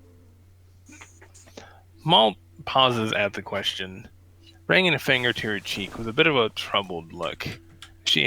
As she tilts her head a bit, seemingly as if unsure how to respond, and carefully considering exactly how to answer.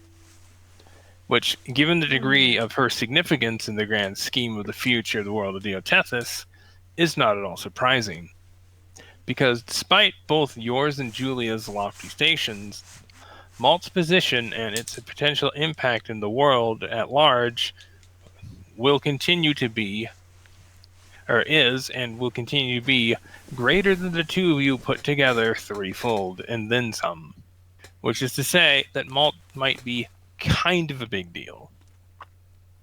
Several seconds of this pause continues, prompting a number of those gathered to glance between each other with curious looks of varying degrees of concern or intrigue. Though eventually, Malt offers a nod before answering with a small smile. I've been waiting for the scene. Might. I see. Stuff toy? Yep. You to me. Well, If I am to be perfectly honest and upfront about who I am precisely, as well as a bit about myself, I am Malt Gespkadenya, a mad tinker gnome, lore master savant, hailing from the gnomish city of Merfortes on the other side of the Great Divide, or the edge of the world as it's known on this side. The gnome brings a finger to her chin again as she continues. As for a bit about me, by occupation, I am a Magitech researcher and engineer, who was most notably the former head Magitech engineer of the Challenge Project, which, to give context, was a large collection of scientists and engineers from that side of the world who all gathered with a shared goal to find a way to cross the Great Divide to this side. Though I later joined a classified project with a similar goal elsewhere, before eventually making the voyage across the Great Divide to this side of the world a little over a year ago. Malt's expression falls a little. While technically successful, the expedition to the side was met with less than satisfactory results, unfortunately. But I digress. She then shakes her head a bit, offering a small smile again. At present, I am the head Magitech engineer for the Marilinus Mercantile Shipping Guild, though, at the moment, I have taken off some time to investigate the source of the monster incident here with Luon Tuhan and the President's sister, Ruby Marilinus. Suffice to say, Malt's introduction has certainly caught all of the new faces off guard, with each individual holding looks of shock or surprise to varying degrees.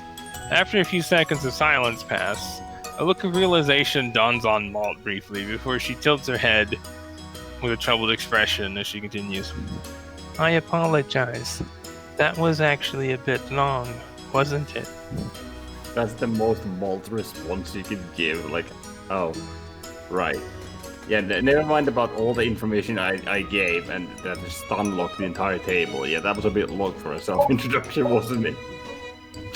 Now for Luon's checks. An insight check on the look of recognition Lulu gave him earlier.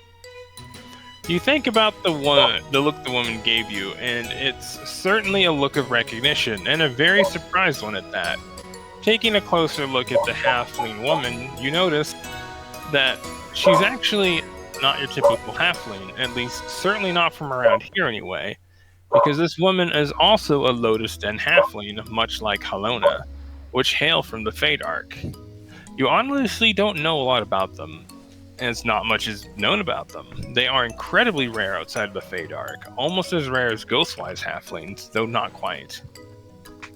About the only thing you do know about them is they are very pious people who hold in high regard the Lady Sai, Toisi, and the twins. Given the religious symbolism of the seamstress on this woman, it's a sure bet that this is a druid of Sai, which might have something to do with why she knows you. Either way, her reaction is a little too strong for mere recognition. This woman clearly knows something about you that the others don't. Now, Luon's insight on Olivine's reaction to Malt's introduction. I may have done a few checks throughout this entire thing. I'm so sorry. At least I'm not hungry anymore. It's the other one that has a lot. Olivine's reaction is easily, by far, the most subdued of everyone at the table to Malt's introduction, with the halfling woman seemingly not having really reacted to the other than a look of mild intrigue. Though, given the fact that she knows what she knows, or given the fact that she was brought back from a fated death by the Witch of Certainty, she likely is aware of the other side of the world to some degree, so her subdued in comparison reaction makes sense.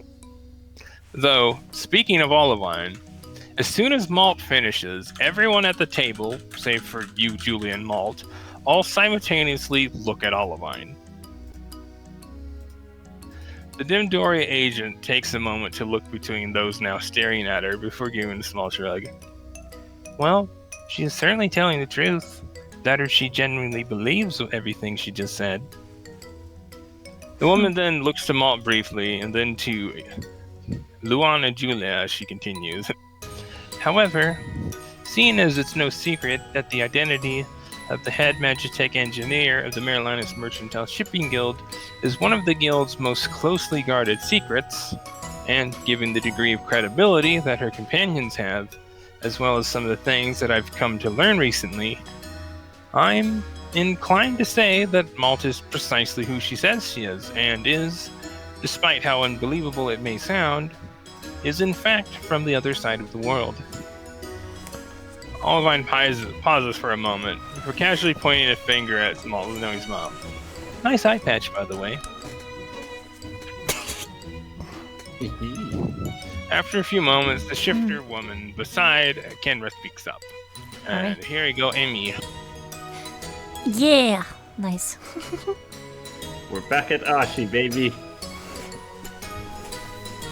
It's been a while.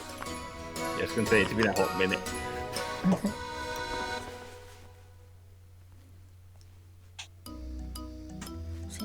I am honestly impressed how well you got all of the Keycross crew down. Granted, we didn't get to hear everyone, but so far at least. Yeah. All right. Yeah. Do you like do writing or something? I might. It's like I specialize in characters or something. And I'm joking.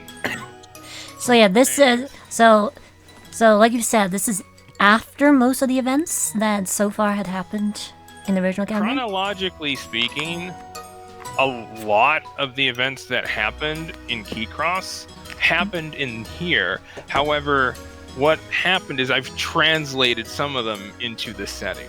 So essentially, they happened, but they happened a bit differently. Mm-hmm. Like, for example, everybody was at the castle, you know, Kion was there, you know, what's this place was there. About the only two people who weren't there was Flowering and Rose, because they're somewhere else. No. But everyone else was there. And essentially, what was happening is we were about to leave. Well, essentially, instead of going off to go find Akifi's mercenary band, we left to come here. So yeah, I can use my post-character development voice then. Yeah, so essentially, Ashi's backstory is more or less the same. The only difference is the Temple of Mercy was located... Well, actually, it's exactly the same. It's located next to Cleom Solstice. So yeah, Ashi's backstory is exactly the same. That's kind of hilarious in a way. Well, like I said, I rewrote the entire lore of this side of the world to incorporate Keycross and pirates. Except for Ashi's backstory. Dublin has an opinion about that, apparently. Whose backstory? What? Ashi. Well, no, like a lot of their backstories, like I said, have largely most of the same, the events they went through, etc. It's just been moved to the setting. Yeah. Like instead of, you know, the first heroes, you know how they attacked the Silverleaf Castle, pretty much killed everybody a few months, you know, before the eternal days of fucking Silverleaf. Well, instead of those guys, it was the Empire that did it. Mm-hmm. So like I said, it's largely the same, just a little different of how it happened. Alright. So, she goes... But yeah, Ashi's the most, probably the closest to her Keycross counterpart than everybody else. Because I was like, oh, this all translates perfectly. I don't have to do shit. Indeed. So yeah, Ashi is Ashi. Alrighty. So she goes... In that case, just why are you telling us what are clearly incredibly big secrets about yourself? Because it sounds to me that some of what you just said are the kind of things you wouldn't tell anybody, unless you knew you could absolutely trust them. A shifted woman then crosses her arms with a somewhat skeptical expression. So you'll have to forgive me when I ask, just what is your motive for telling us these things? I find it a little suspicious that you would risk sharing such information like this so willingly. Miss Margarita then speaks up. I would be inclined to agree and be quite skeptical myself. Though, given who she is the entourage of, I doubt she would have said so much without good reason, yes? Ashi gives the siren a curious look briefly, before returning her attention to Malt as the gnome continues. Malt then nods to the two women. You two are correct. Normally I would not share details of this magnitude, no. Though, given the fact that half of you are supposed to be dead right now, and the other half are from places that normally would have no reason to come to a place like this. She trails off for a moment before bringing a hand to her chin. It is a fair bet that this is no coincidence that we are all here. Here and now. Especially given who had advised me to come to this place. And despite the fact that the guild is as busy as we presently are, no less. In fact, I actually had to have Luon Tuhan sneak me out of Marina just to get here, as there was no way that the Marilinus family would allow their chief Magitech engineer to wander off at such a time when I am so needed. While this may be a bit presumptuous of me, I, just like many of you, have a very good reason to be here right now.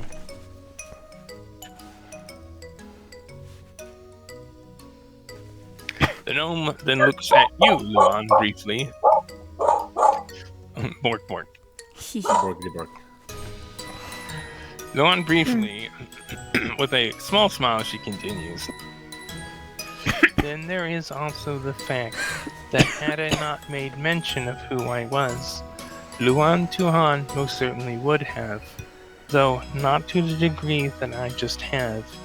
However, in the interest of setting aside any unnecessary pretenses and posturing, I decided to be as candid and upfront as to who I really am, because it is clear, based on who you people are, that you all currently in the process of making major plays against the Red Dragon Empire. Some of you more than others. At that last part, Malt briefly looks to Adelheid, before turning to you and Julia as she continues. I don't think I ever incited that brief look to Adelheid from Malt, but we can handle that later. Well, go ahead and roll it now. It's not a big deviation. Yeah, I'm just fucking sus of everything. Well, yeah, you can essentially make checks still. You just can't go off of them. Oh yeah, which I don't have.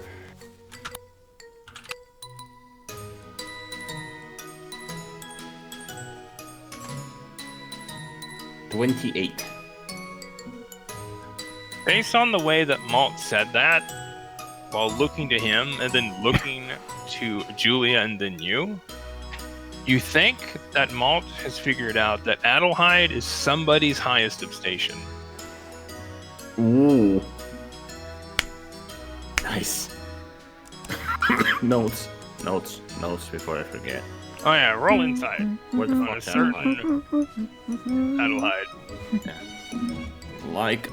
Hold on, what the fuck's my... Hold on. Adelheid, add a new row. Likely... somebody's highest of station.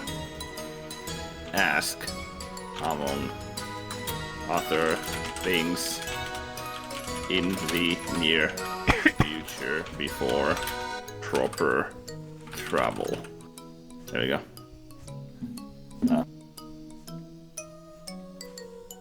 Insight? Yes. 27. Fucking lore rolls again.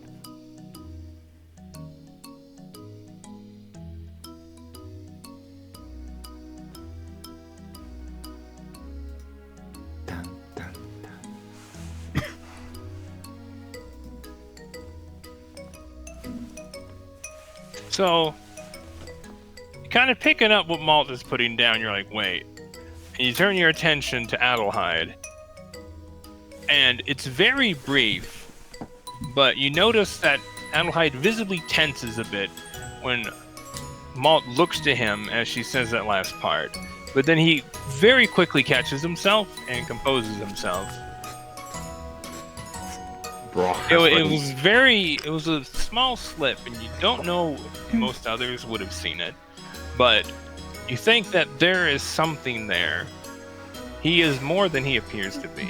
Though as far as what precisely, you think a highest of station. Though for who? Fuck if you know. That Somebody? could be fucking anyone at this point. Okay, well, I'm glad that my hunch has been somewhat correct. I got it. He's a transformer because he's more than me. God. But shit like this, like, I've read through this so many times already, and I still miss shit like this. Which is why it's good that it's being read out loud, because I actually catch stuff. Yeah. Yeah, that's why I have you read shit out loud when I send you it. Yeah, despite rolling like fucking 17 billion checks. Because the funny thing is that when you hear your own voice, you internalize things a lot more effectively, often. Yep. Anyways, so essentially, Malt does that, then looks to you two. Then Julia gives Malt a nod.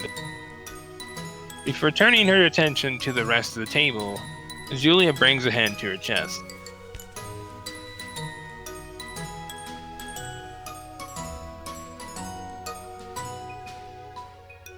On that note, who I am precisely is Julia Avertine, River Song of the Lady of Shallows, which is to say I am the highest of station of the goddess Tosi.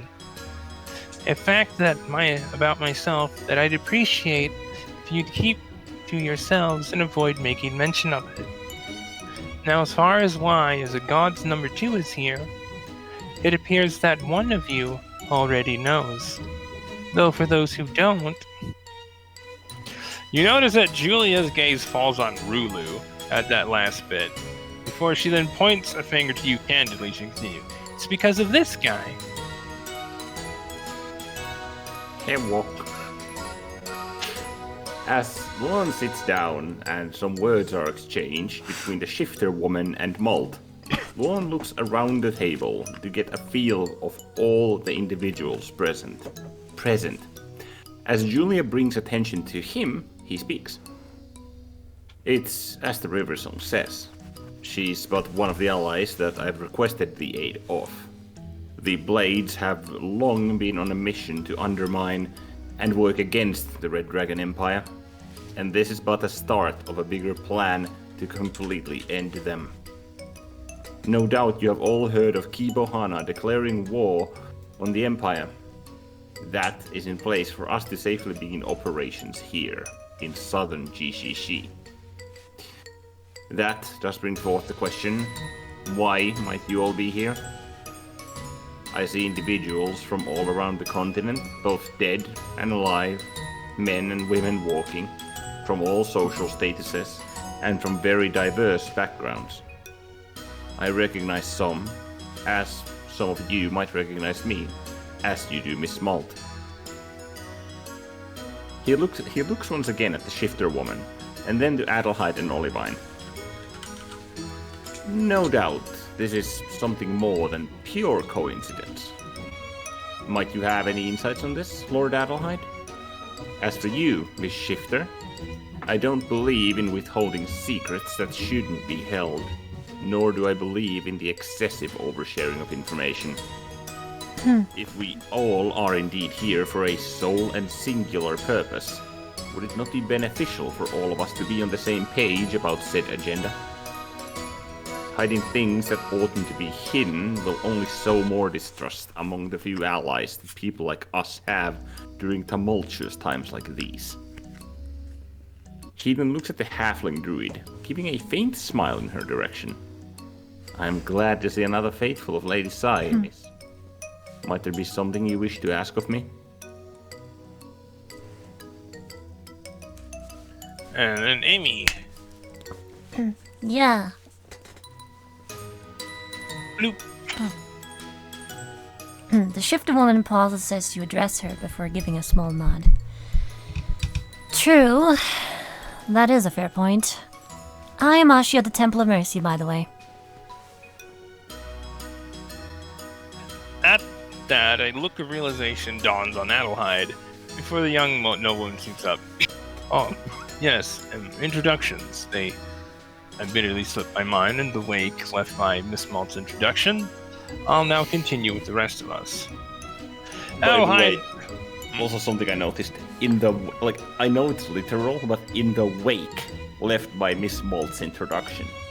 There are exactly two ways you can interpret that, and I don't trust the fucking literal. Well, I trust the literal one more than the literary definition. But that's something to be addressed later. Adelheid then goes about the table, giving introductions to each member present, except for one, the veiled woman, who he apparently skips with no mention of at all. A gesture that is not lost on you, as it is a polite way of requesting the three of you not to ask without actually saying as much. All this only makes you all the more curious who this woman is. You know that it is a matter best left alone for now. She's his mother-in-law. So it's like, oh, we have, on Sekhmet, just doesn't even mention Nefertonk, and then Bassa Tap. Yep. Which is a very polite way of saying, please don't ask. Mm-hmm.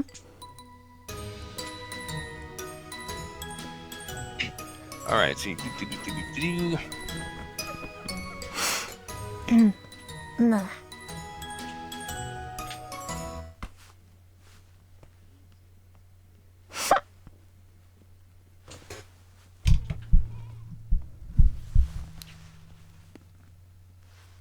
with introductions out of the way, and upon your finishing addressing the others and the rest of the table, seemingly waits for Rulu's response to your question, as it is overtly clear that they are now very curious about what she knows that they don't. After a few moments, the halfling woman fidgets a bit before taking in a deep breath and responding.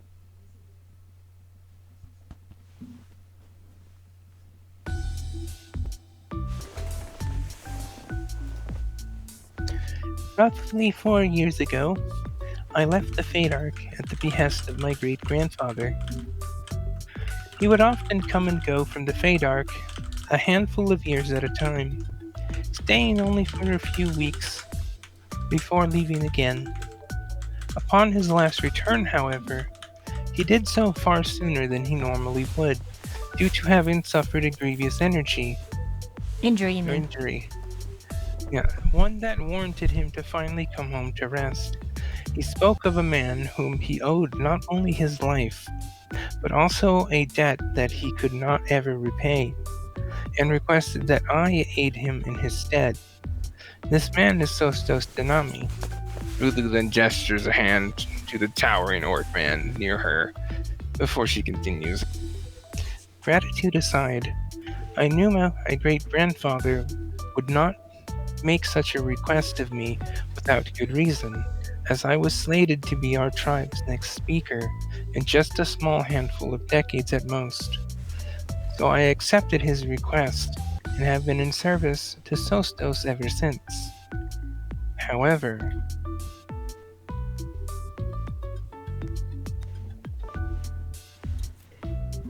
1 second. Yep.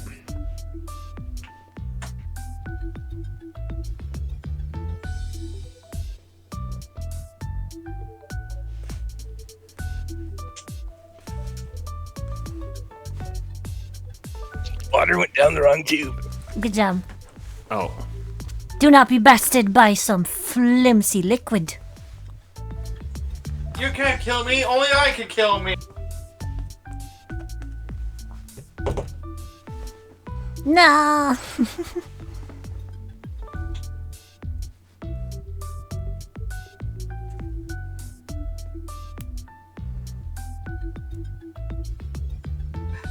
The reunion got Azu Choked up. I feel like I should get punked for that. I didn't actually hear what you said, but I could guess. That's why I said that. I said the reunion got Azu all choked up. Yeah. That's why I said it too, because I'm like, I know this man, I know what he's gonna say. Alright, let's see. Nice to see the reunion got you all choked up, Azu. Funny. It's definitely funny the third time you say it, Jess. It's still funny to me. Alright. Anyway, so the halfling woman trails off before she gets to sad luck. Roughly 4 weeks ago, a great tragedy, dare I say even calamity, befell the Ludistan halflings of the Figaro. I am unsure precisely what happened, as I only received word of it from a wind whisper of a very distraught mother of mine. She said that the lands of the tribes had been engulfed in a curse, and that if I had heard from my grandfather or younger siblings recently, though upon my attempting to answer and inquire back what precisely had happened, I received no response. I quickly found that not only would she not respond to my wind whispers, but none of my family would. Over the next few days, I attempted to contact everyone I could think of back home. However, I received no response from any of my messages. She pauses with a difficult expression before letting out a small sigh. Suffice to say, I found myself torn as far as what I should do. Whether or not I should stay as my grandfather had requested, or if I should return home to investigate what had happened to my people. So I traveled to a sacred shrine to the goddess of soil in order to pray to the seamstress for guidance. And to my surprise, not only did she answer my prayer, she did so directly. The halfling woman pauses briefly with a bit of an embarrassed look. Lady Sai manifested upon her sacred grounds to instruct me that I am to stay the course, and should I meet a human priest of hers that goes by the moniker of the Vagabond, I am henceforth to aid him, as it would signal my having completed my grandfather's task of aiding Sostas. Lulu gestures a hand towards you. Now she turns her attention to the rest of the table before continuing.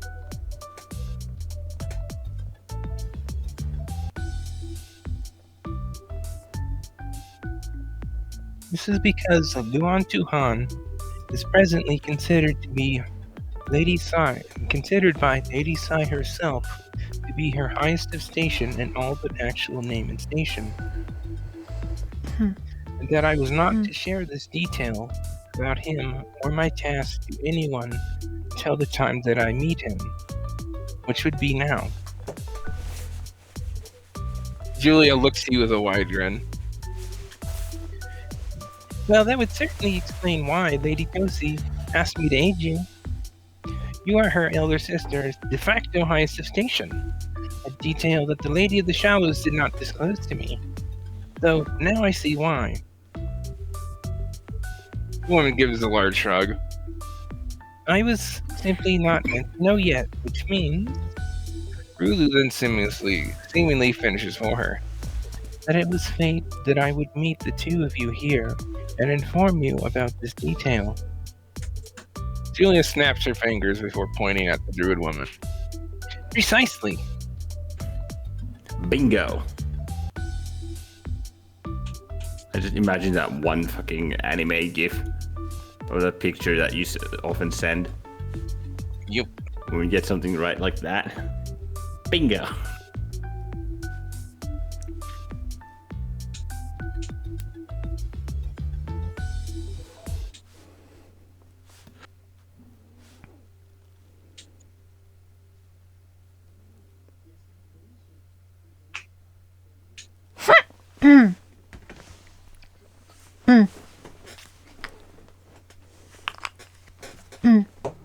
Soundtrack choices are impeccable. Impeccable. What? So the soundtrack choices are impeccable. Malt looks between the two women before bringing a hand to her chin as she comments at that. Considering that it was Lady Starlight herself who advised me to come here with Luon Tuhan and Ruby Marilinus, I believe that you two may very well be correct.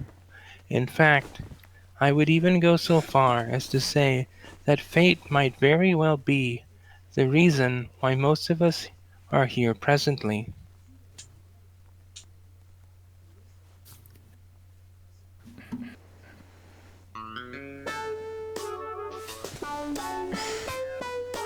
Malt's words are met with a deafening silence. Before everyone at the table, save for literally just you, all look to Malt, leaving the gnome to look between those now staring at her, with Malt seemingly oblivious as to why. Though after several long seconds, Margarita eventually speaks up. That's from Fruit of Grisaia, right? Yep. Okay. This is from Fruit of Grisaia. Alright, I was just updating my list. Here you go, Amy.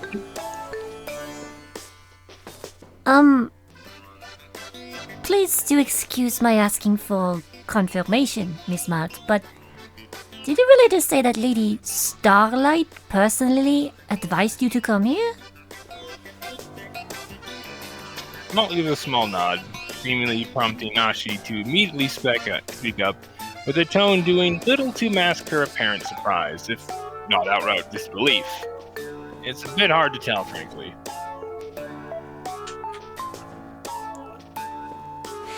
I like to imagine that Ashi probably just slams the table outright when she says the next part. Lady Starlight? As in the lodestar of hope and goddess of fate, Starlight? No, Starlight Glamour. Yeah. Malt nods. Yes. This causes Ashi to seemingly pause briefly before narrowing her eyes and pointing at Malt candidly. Okay, little gnome, just what in the nine hells are you, really? Malt answers promptly yet painfully. A faintness. The shifter woman looks visibly taken aback, if not somehow somewhat dumbstruck at this answer. I wasn't actually expecting a serious answer.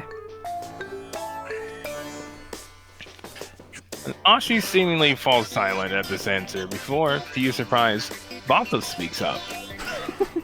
And with a somewhat intrigued tone, no less, which is admittedly a rather stark contrast to almost everyone at the table other than Oliver. A fateless, you say? Might I be so bold as to inquire what that is precisely, Miss Monk? Monk gives a small nod, causing a part of you to feel the need to hold back a laugh, though not only because of the hilarity of being in the know as to the gravity of what is unfolding here, but also because what your true self has told you about outlier events like this, especially those that pertain to knowledge not commonly known by mortals. So you can only imagine the complete and utter chaos unfolding in the Chronicle of Mortal Fates right now. It's just a fucking constant bombing of napalm. It's like, can't read anything! Azimuth is so screaming somewhere in the astral plane.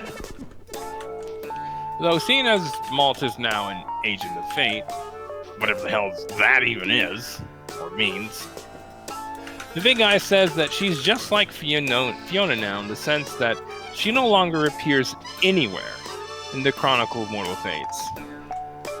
Though her wakes most certainly does. So the godly beings of your world and those with access to the Chronicle presently have no idea from whom, what, or even where the sudden surge of wakes is coming from. Yet, no matter how hard they look, they'll never find the source using the Chronicle itself, because you cannot find what simply isn't there to be found. Fateless are fun. It's like I have all of these error messages. The code is breaking, but we don't know where it's from. Well, normally you can find Fateless by, investigating the region of the wake and be like, alright, who's around here? Well, you can't do that with an Agent of Fate, because they're just not there at all. Yeah. Therefore, we're not found. Like any mention or inference of them in any way whatsoever, even about those around them, just isn't there. So they have no fucking clue what's happening right now. Which Luon is like, that's kind of funny. Then again, it's not as if anyone could do anything about it, even if they did. Well, Malt might not realize it herself. As a self-aware lore master savant true soul, as a living self-aware lore master savant true soul, the big guy says that her cosmic authority is both figuratively and literally above that of anyone in the cosmos. Which seems to be a recurring theme of beings no longer found in the Chronicle of Mortal Fates. Not to mention the way Starlight spoke to Malt, almost as if she were an equal, did not go unnoticed by your true self. Though precise details pertaining to more or less anything eternity-related appears to be over your pay grade as a true reincarnation. Though not that you mind, because you certainly have your work cut out for you with what's already on your plate. However, what you do know is that Lore Master Savant True Souls are effectively your true self subordinates. And while this has never been explicitly stated, Malt appears to have caught on to some degree that she is your subordinate in the grand scheme of things. Because how the Goddess of Fate spoke so casually with you did not go unnoticed by the gnome. Though Malt has yet to ask any questions about that matter in particular, or about anything else regarding higher affairs, really. Yep. Malt appears to be the type not to pry, but speaks openly and plainly when asked or approached about something, which is precisely what is unfolding in front of you right now, to an almost comic degree, as Malt then continued.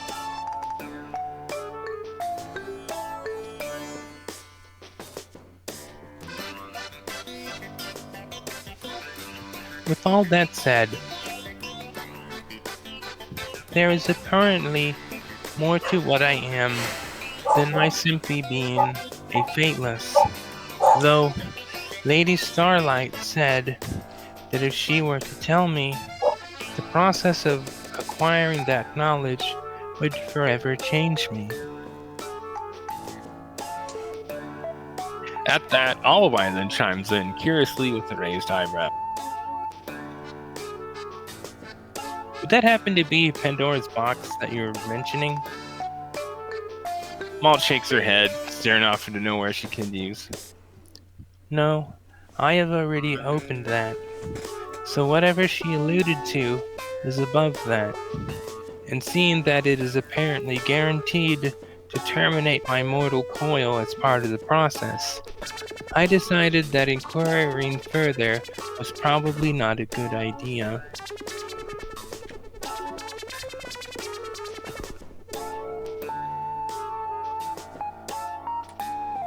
And Emmy. Yeah.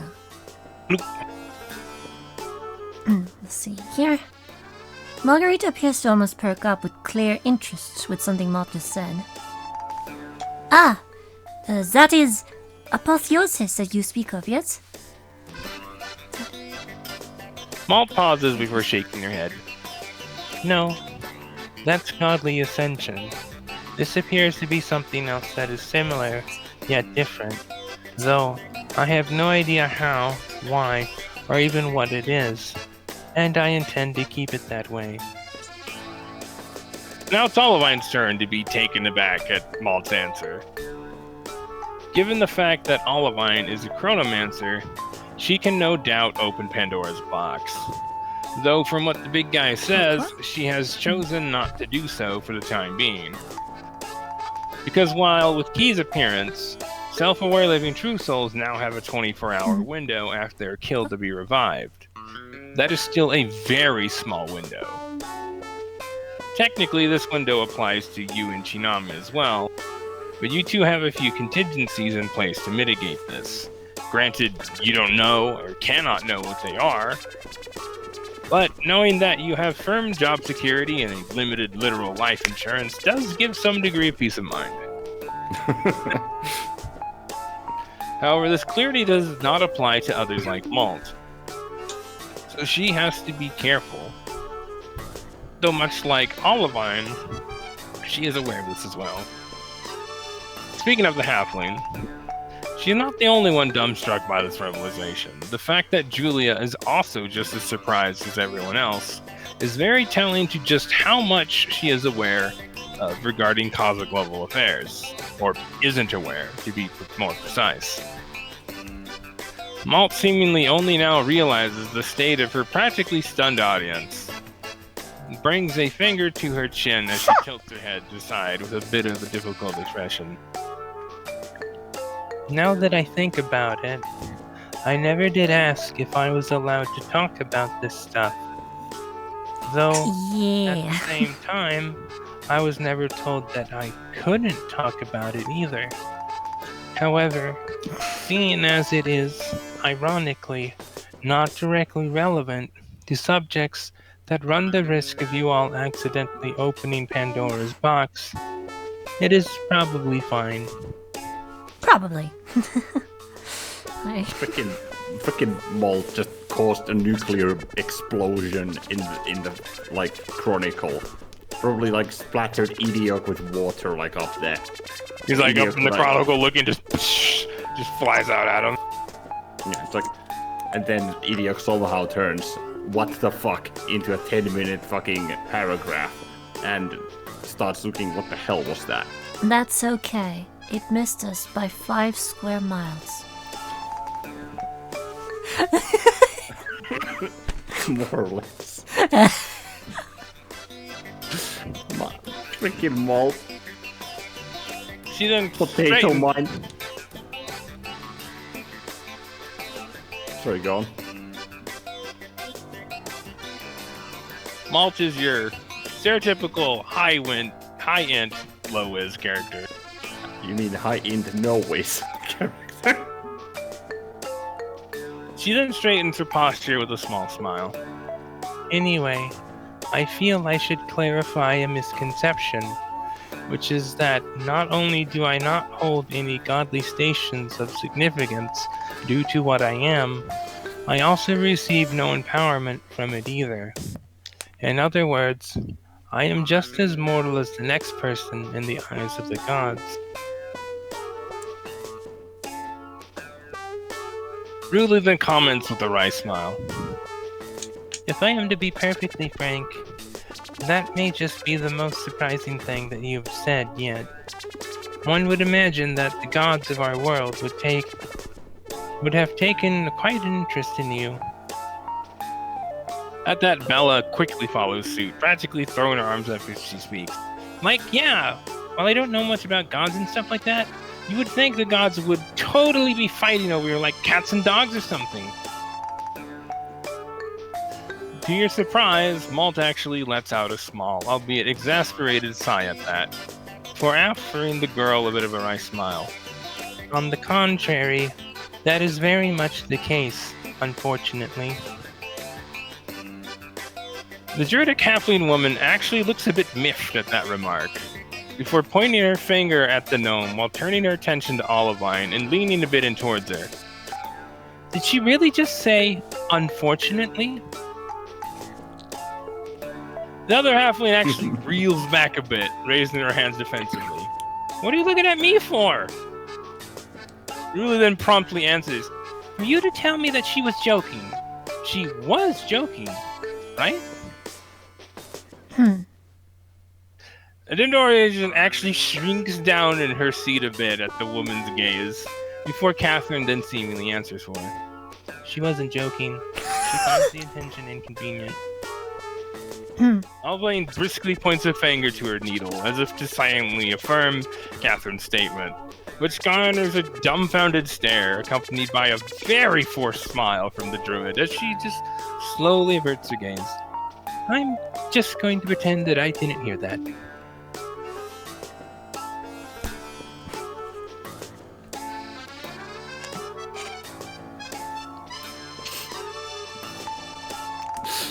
Oh my god. Like, Rule's like, no need to fuck? I'm just waiting for the freak out to rival the one when she realized what flowering had done in the garden. The fucking war crimes against nature.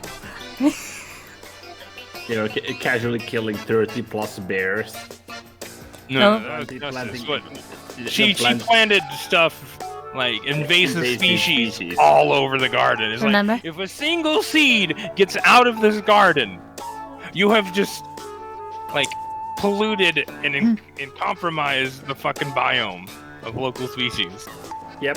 The forest would look like the no more, effectively.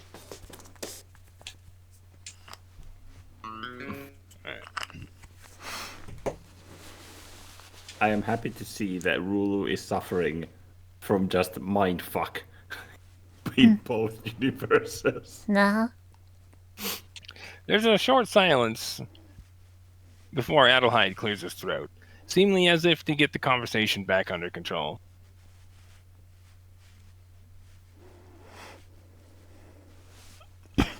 Suffice it to say, you keep some interesting company, Luon Tuhan.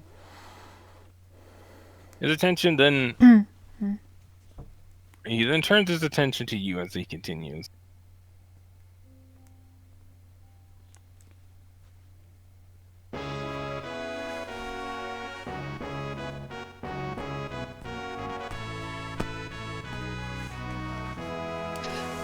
Though I think it is safe to say that, based on what Miss Malt has said, where your allegiance and goals lies are certainly without question. You three are very clearly part of something far bigger than yourselves, and the same can be said about a number of us as well. Granted, sorry, go. Granted, to varying degrees, and certainly not to the degree of Miss Malt, as far as I'm aware, at least. Hold on, I'll be right back. Okay, pausing. Yeah, when I first read that, and now that I'm thinking of like Adelheid and like just whose highest of station he could be, I'm just like, you're one to talk. Yeah, You were right here. Or no, here. Yeah, it's like, granted, various society degrees, certainly not a degree of Miss Malt. No, here. He then offers a small, albeit genuine smile. Regardless. Yeah, from there. It brings me peace of mind knowing that we can be perfectly frank with each other. It is most fortuitous that Lady Akifi made mention of you, as I do believe it goes without saying that our goals are, in all likelihood, align on several levels. He then brings a hand to his chin as he continued. Though, if I may be so bold as to ask, what precisely is the nature of your business here in Gao Singul? You, Catherine, and Olivine have gone to great lengths and put in no small amount of effort to keep the situation here quiet, which is certainly appreciated given present company, though Neither Catherine or Olivine have shared much other than literally what happened while we all laid low. Because as Olivine put it, further details are, quote, very confidential. Olivine offers a wry smile at that. Technically speaking, while our two organizations are unassociated with each other and have very different goals, our lines of work are in fact very similar in nature. So, as a professional courtesy, that we do not speak of the work that we help each other with. Adelheid gives a nod, which is perfectly understandable, though color me curious nonetheless. Bella then quickly chimes in. Yeah, it's like super interesting to think about what people like you three and those who are with you are up to. As for us, we were just passing through on our way to. The half Goliath man across the table clears his throat loudly, as in an obvious gesture to cut her off.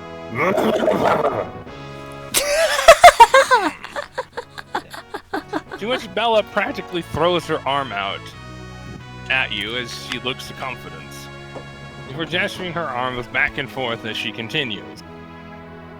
Because, however, this causes the towering man to clear his throat once again, albeit much more loudly, as if for Bella to take a hint to not continue speaking on this topic. Although all this seems to accomplish is only further provoke Bella to just continue. Which causes almost everyone at the table, save for you three and the Dendora agents, to all speak up all at once as well. However, the half-elf noble girl just proceeds to talk over them all regardless. What? It's not like we have to keep up appearances anymore anyway at this point. So, like, we can obviously trust them. I mean, they totally hate the Empire. We totally hate the Empire. They work undercover at the behest of gods. We work undercover at the behest of gods. They have the highest of station. We have the highest of station. So they have a. At that, Adelheid raises a palm towards Bella in a stopping motion. That still drives me insane because I don't know what that last thing is. You bastard. At that, Adelheid raises a palm towards Bella in a stopping motion, which, unlike the combined efforts of literally every other person in their group, actually halts Bella immediately. Albeit with crossed arms as she turns away with puffed cheeks and a very pronounced pout. Adelheid then continues with a wry smile. Well, I suppose Lady Bella does indeed make a good point. We are far past the point of pretenses now. He then shakes his head. Anyway, if you would be so kind as to enlighten us as to the nature of your business here, Luon Kuhan, we shall in turn do the same. Now for the bazillions of checks Luhan just made for all that. Yeah, I may have just inside checked literally everything. As you would. As you do. Well, yeah, inside and like lots of inside checks, intelligence checks, and like I guess those two were the primary ones, but yeah, there's a lot here. Luon history check on the curse Rula mentioned. You think back on any news you might have overheard recently regarding the Fate Arc, and none come to mind. Certainly none regarding a curse, that's for sure. Because you're reasonably confident that that's the sort of thing you'd remember if you heard about it. As there is rarely ever any news about events from within the Fate Arc. Which means that this is both a very recent development and a major one at that by the sounds of it. Though you then recall something. Didn't the other halfling woman, Helona, mention something about having to flee her home in the Fairy Arc a few weeks ago?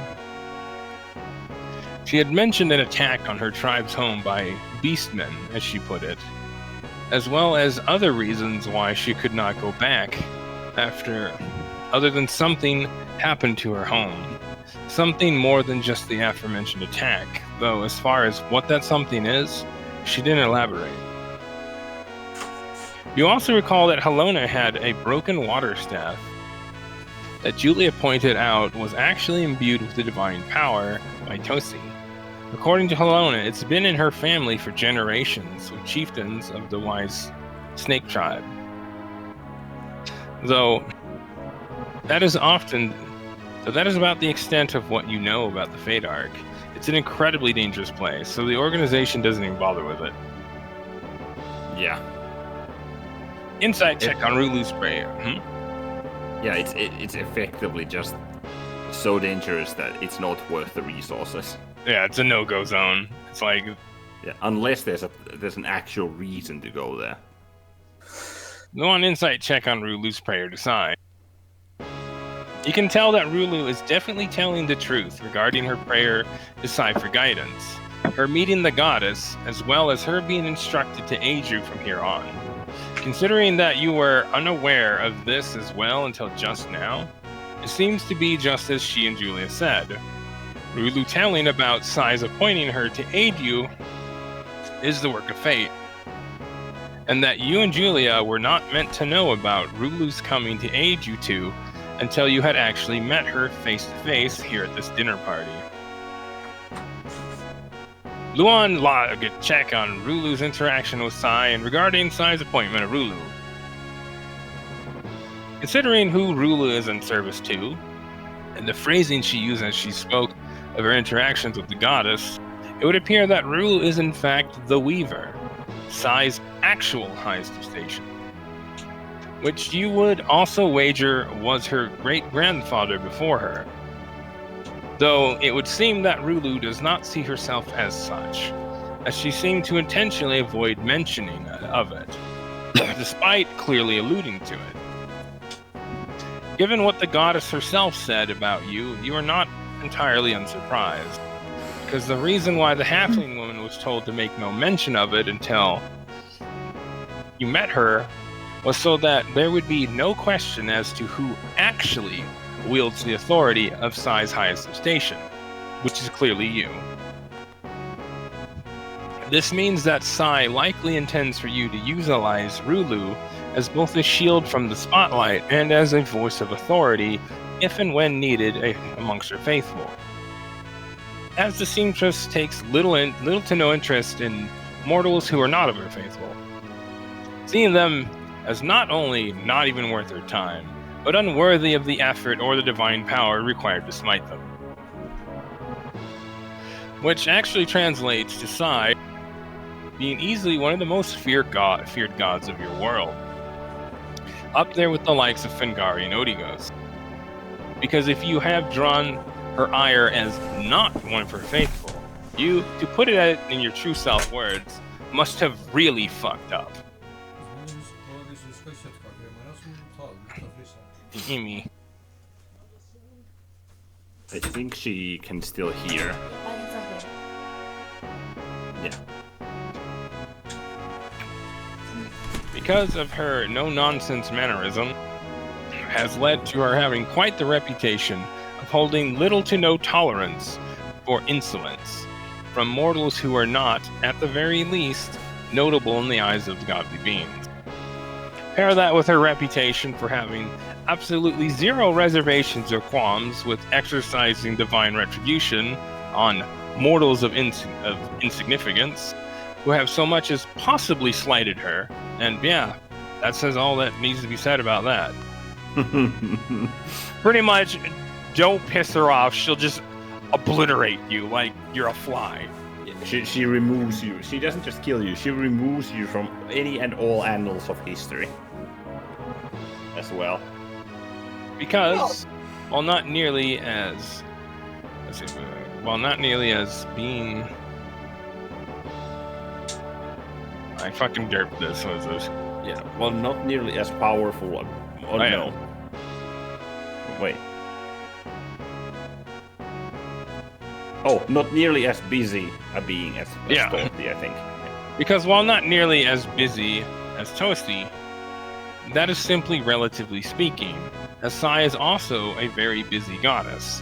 Diotethys is an utterly massive world, which equates to a lot of surface area, which is either soil or sand, with the latter of which also falling under her domain of soil's jurisdiction. It goes without saying that is a lot of work to maintain on such a young world. This goddess has no time for godly nonsense, so mortal nonsense is either outright disregarded or promptly addressed. And woe to those who fall into the latter, as they are very likely not long for the mortal world. With that said, Rulu holds a tremendous degree of power in the right circles, and not so much in most other. Which is to say that Rulu's authority falls flat on those not of size faithful who know they have done nothing to draw their lady's ire, because if they had, they would already know. That, or would no longer be amongst the living at the very least.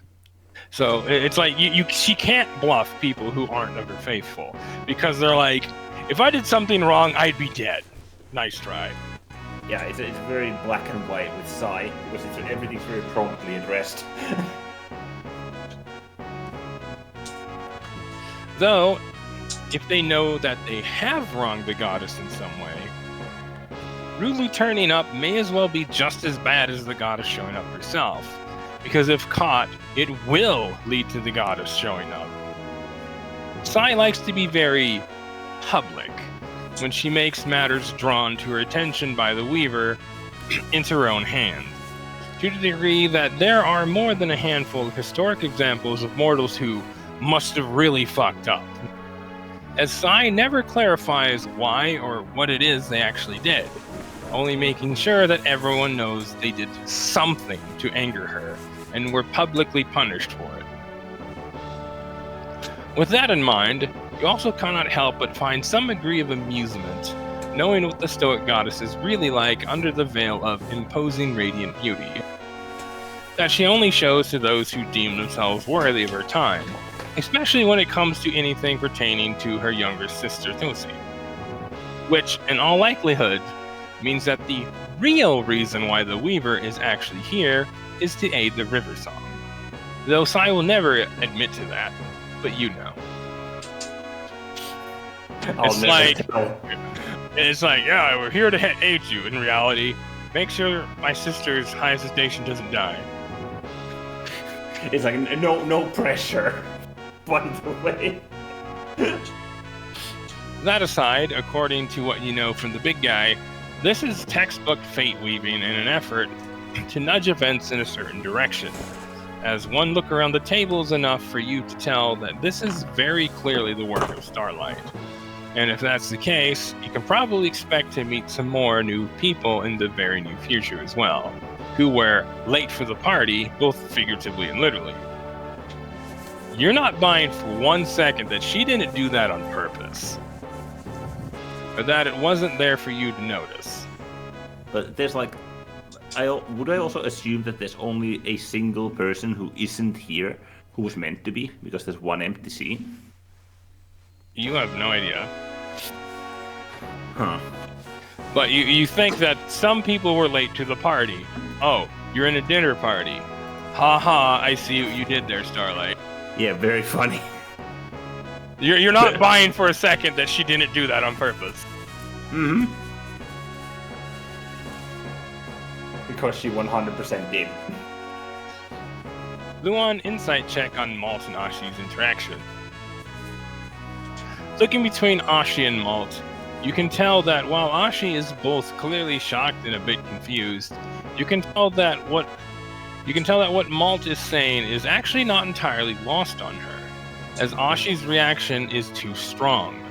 There's some degree of recognition of what she is speaking about, though you're not entirely sure if that is the fact that she is a monk of the Temple of Mercy or Ashi herself, because they tend to be more virtuous in the cosmic sense than most mortals in your world. In fact, you'd wager Ashi is very likely a living true soul already.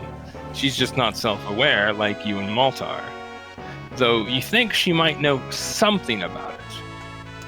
It's hard to say precisely. As for Malt, you can tell that she knows something about Ashi, which might have something to do with Ashi's suspicion of her, actually. Then again, you greatly suspect that Malt knows something about most of these people present, as she can see things that you cannot.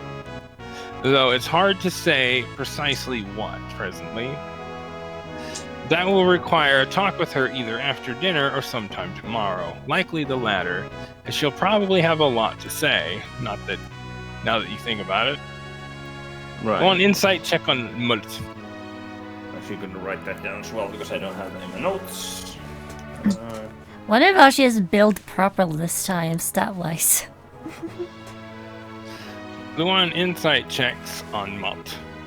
Malt seemed pretty oblivious to the implications of what she just said. And as she did, as she clearly let her thinking get ahead of her. The methodical mind of a genius scientist is clearly more interested in the facts and coming to an understanding than she is about what others might think about said understanding. Malt clearly doesn't do public speaking, and likely cares little about what others think of her. Something you suspect may be part of her being a mad tinker gnome, because based on what little Malt has talked about herself, actually, now that you think about it, has anything Malt said about her past from the other side of the world been something actually positive? Nope. Being in a not. similar line of work, okay, Luon insight checks on Olivine. Being in a similar line of work, you notice that Olivine was less listening to the conversation as she was listening to the people, so to speak. Though once Malt brought up details that seemed to be in connection to Pandora's box, from Olivine's perspective, she began to pay attention. Suffice to say, Olivine was not expecting Malt to be above and beyond her own level of cosmic understanding. The fact that Malt has not only opened the contents of Pandora's box, but now confronted whatever barrier of entry lies beyond that was not lost on Olivine. While the halfling woman clearly doesn't know to what degree precisely, you can tell that she quickly caught on that Malt may be kind of a big deal in the grand scheme of things, cosmically speaking. Though, as Malt pointed out, cosmic authority is, funnily enough, effectively meaningless in the mortal world, because anything above a demigod in terms of godly or soul ascension cannot exercise that authority to any meaningful degree on the material plane. Essentially, the higher you are up the cosmic ladder, the less you can do on the material plane. Yeah. Which is kind of hilarious. You're generally going to be... Like, I'm a big deal on the cosmic level, but I have no power and I can't do anything with it. Precisely. You're up there in the cosmos. Yeah, which means you don't have the authority to do fuck all in your world. Because you can't. That's not how... It's like chain of command exists for a reason. A general doesn't walk down onto a battlefield and tell privates what to do. Unless shit has gone really bad. Yeah. Because at the end of the day, hierarchy exists for a reason, and Taskmach most certainly enforces it. The witches are seemingly exempt presently, as according to your true self, they are each being individually evaluated by Taskmach. While the exact details of these things are above you, as a true reincarnation, you know that it pertains to cosmic balance and the forces of creation and destruction. Which is something the big guy hasn't gone too deep into, and understandably. One sec.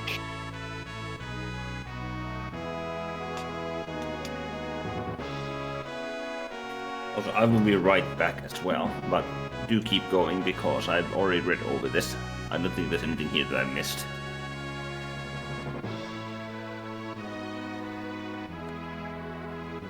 If you sure. Alright, let's see. Blah,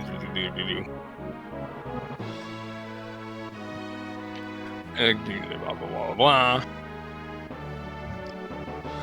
Because technically, mortals aren't supposed to know about the forces of destruction at all whatsoever. As mortals tend to do stupid things with forbidden knowledge. Though as your true self put it, There's a reason why a vampire cannot enter an abode without being first welcomed in by its owner, which is actually a rather foreboding way of putting it. Though, as the saying goes, speak of the devils and they will appear. Though, that aside, it appears that Olivine is starting to really grasp what you meant about your being a being of considerable cosmic importance. Luon insight on Rulu's reaction to Malt's blasphemy. It becomes very easy to forget how, quote, normal people view the god. And this was another sobering reminder of that. Because to say what Malt said was simply blasphemous would be akin to saying your world might have a few oceans on it. Because Malt just inferred, albeit unintentionally, that the gods are an inconvenience to her. This implies a station or state of being that is above the very gods of this world.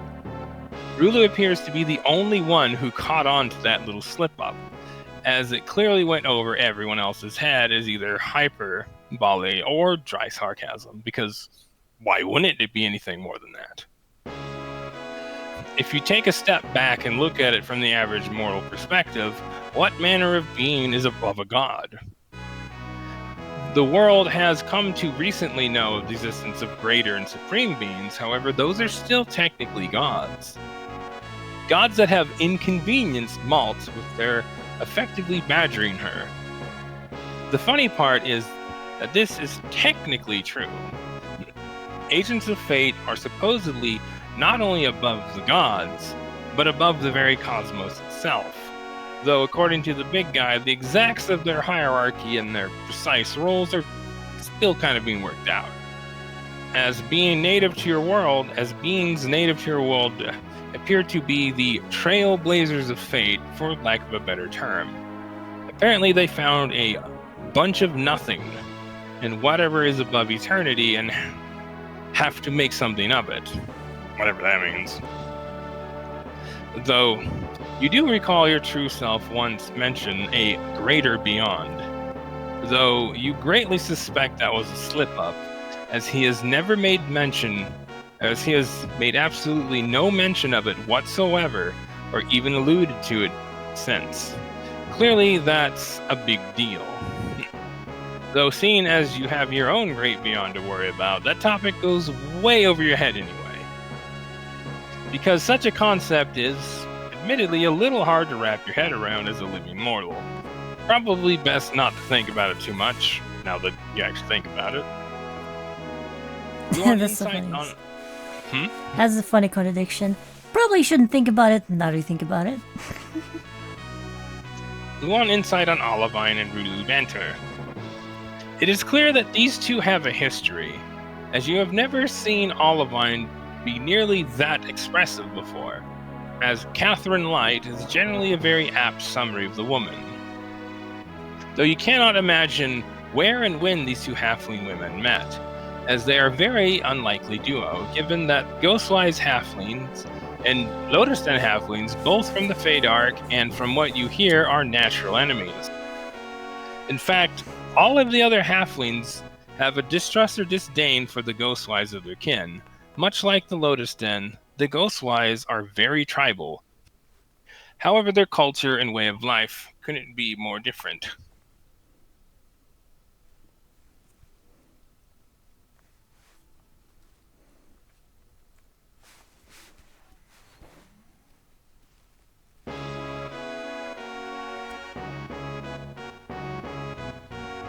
Whereas Lotus Den halflings are very peaceful and druidic people, the Ghostwise are brutish and militant, if not a tad bit warmongerish. Then there is the fact that finding a Ghostwise halfling outside of the Fade Arc is so rare that it is practically unheard of, as they appear to never leave it. Olivine is the first Ghostwise halfling that you have personally ever seen, and only one of the very few that you've even never heard of. So you were unsurprised to see everyone in town keep their distance from Olivine and effectively treat her like a dangerous criminal, which is far more accurate than it probably should be, actually. Though that aside, it is admittedly amusing to see the otherwise unflappable Olivine so backed into a corner with Rulu. You're not entirely sure why, but it's clear that Olivine finds the other halfling woman to be very imposing. In fact, you are a little taken aback at first by the exchange, because Rulu doesn't look the part of a very imposing person. So it didn't take long for you to see why she would be a little intimidating, because not only is Rulu a very beautiful woman by most standards, it is all too clear that there is a lot of personality and spunk in that small package. You can only imagine that she must be by halfling standards, because looking from the outside in, she appears to be otherwise unassuming. Whatever the case may be, Olivine appears to have no idea what to do in the face of the other halfling's ire, for one reason or another. Luon insight check on Adelhide's comment about reining the conversation back in order. It is clear that Adelhide seems a bit more relaxed, if not somewhat relieved, as he speaks to you.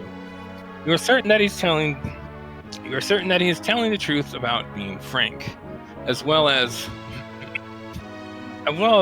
about being part of something bigger. That much is easy to tell, which is also very curious, as you have no idea just what he meant by that exactly. Which leads you to believe that whatever his group is a part of, it is something very secretive. To the degree that, despite who you and Julia are, both Adelhide and much of his present company are still very guarded. A guard that the young noble has just dropped. It is clear that the real conversation can now begin.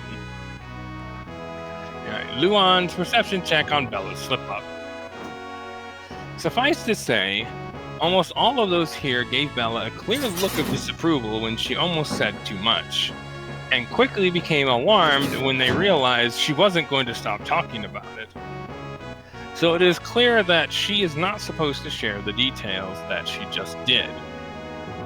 Though Bella must have seen no point in treating the situation with kid gloves and effectively battering rammed what was left of the door after Malt was done with it in order to open the real conversation as to why the three of you are here and who these people really are. Okay, now the conversation can really begin. Luon insight on Bella and her interaction with Adelhide. It goes without saying that Bella appears to be a little bratty and not very ladylike, so to speak. All in all, about as far from a noble girl as one might expect. Her pragmatism and disregard for authority also speaks volume to the force of personality held in that tiny body. She actually kind of reminds you of Lady Odoroma, now that you think about it. Granted, you have only ever met the goddess a small handful of times. However, she leaves quite the impression. You're getting a very similar vibe from Bella. It's hard to say why, but it appears that the only authority Bella truly follows here is Adelhide's. You cannot help but wonder why that is, or just what kind of authority Bella used to have prior to the circumstances she has found herself in. Because at a glance, one would think her to be simply a spoiled and likely dismiss her, though you know better. Because that isn't a spoiled brat. That is a girl who is used to having a lot of authority amongst her mortal peers, which by the looks of it must have been very abruptly taken away from her. As she is clearly not used to being surrounded by equals. However, it's hard to read much more than that, unfortunately. Because while her name didn't ring any bells, that only makes you all the more curious as to who, or perhaps even what, Bella Monteches really is. Because just an ordinary noble girl certainly isn't it. Nope, not by a fucking long shot. Luon insight on Rulu's fidgeting and demeanor when first speaking to Luon. It is pretty clear that Rulu was a bit intimidated speaking to you, and was actually mustering up her courage and formulating her words. It is not lost on her just how big of a deal to Lady Sai you really are. So to a faithful of hers, you are notable if they have heard of you, and practically a celebrity to those in the know as to what degree of significance you actually hold for the seamstress. Suffice to say, Rulu knows precisely who you are, which was made all too clear with her new appointment in aiding you. And I believe this is a good stopping point for later. Yay! We made it through the fucking. We surrender. We did it. Oh, there's still a lot to go. Oh, there's more. There's a lot more. All right, so when are we doing the next part? So there's a part 2 then. Alrighty.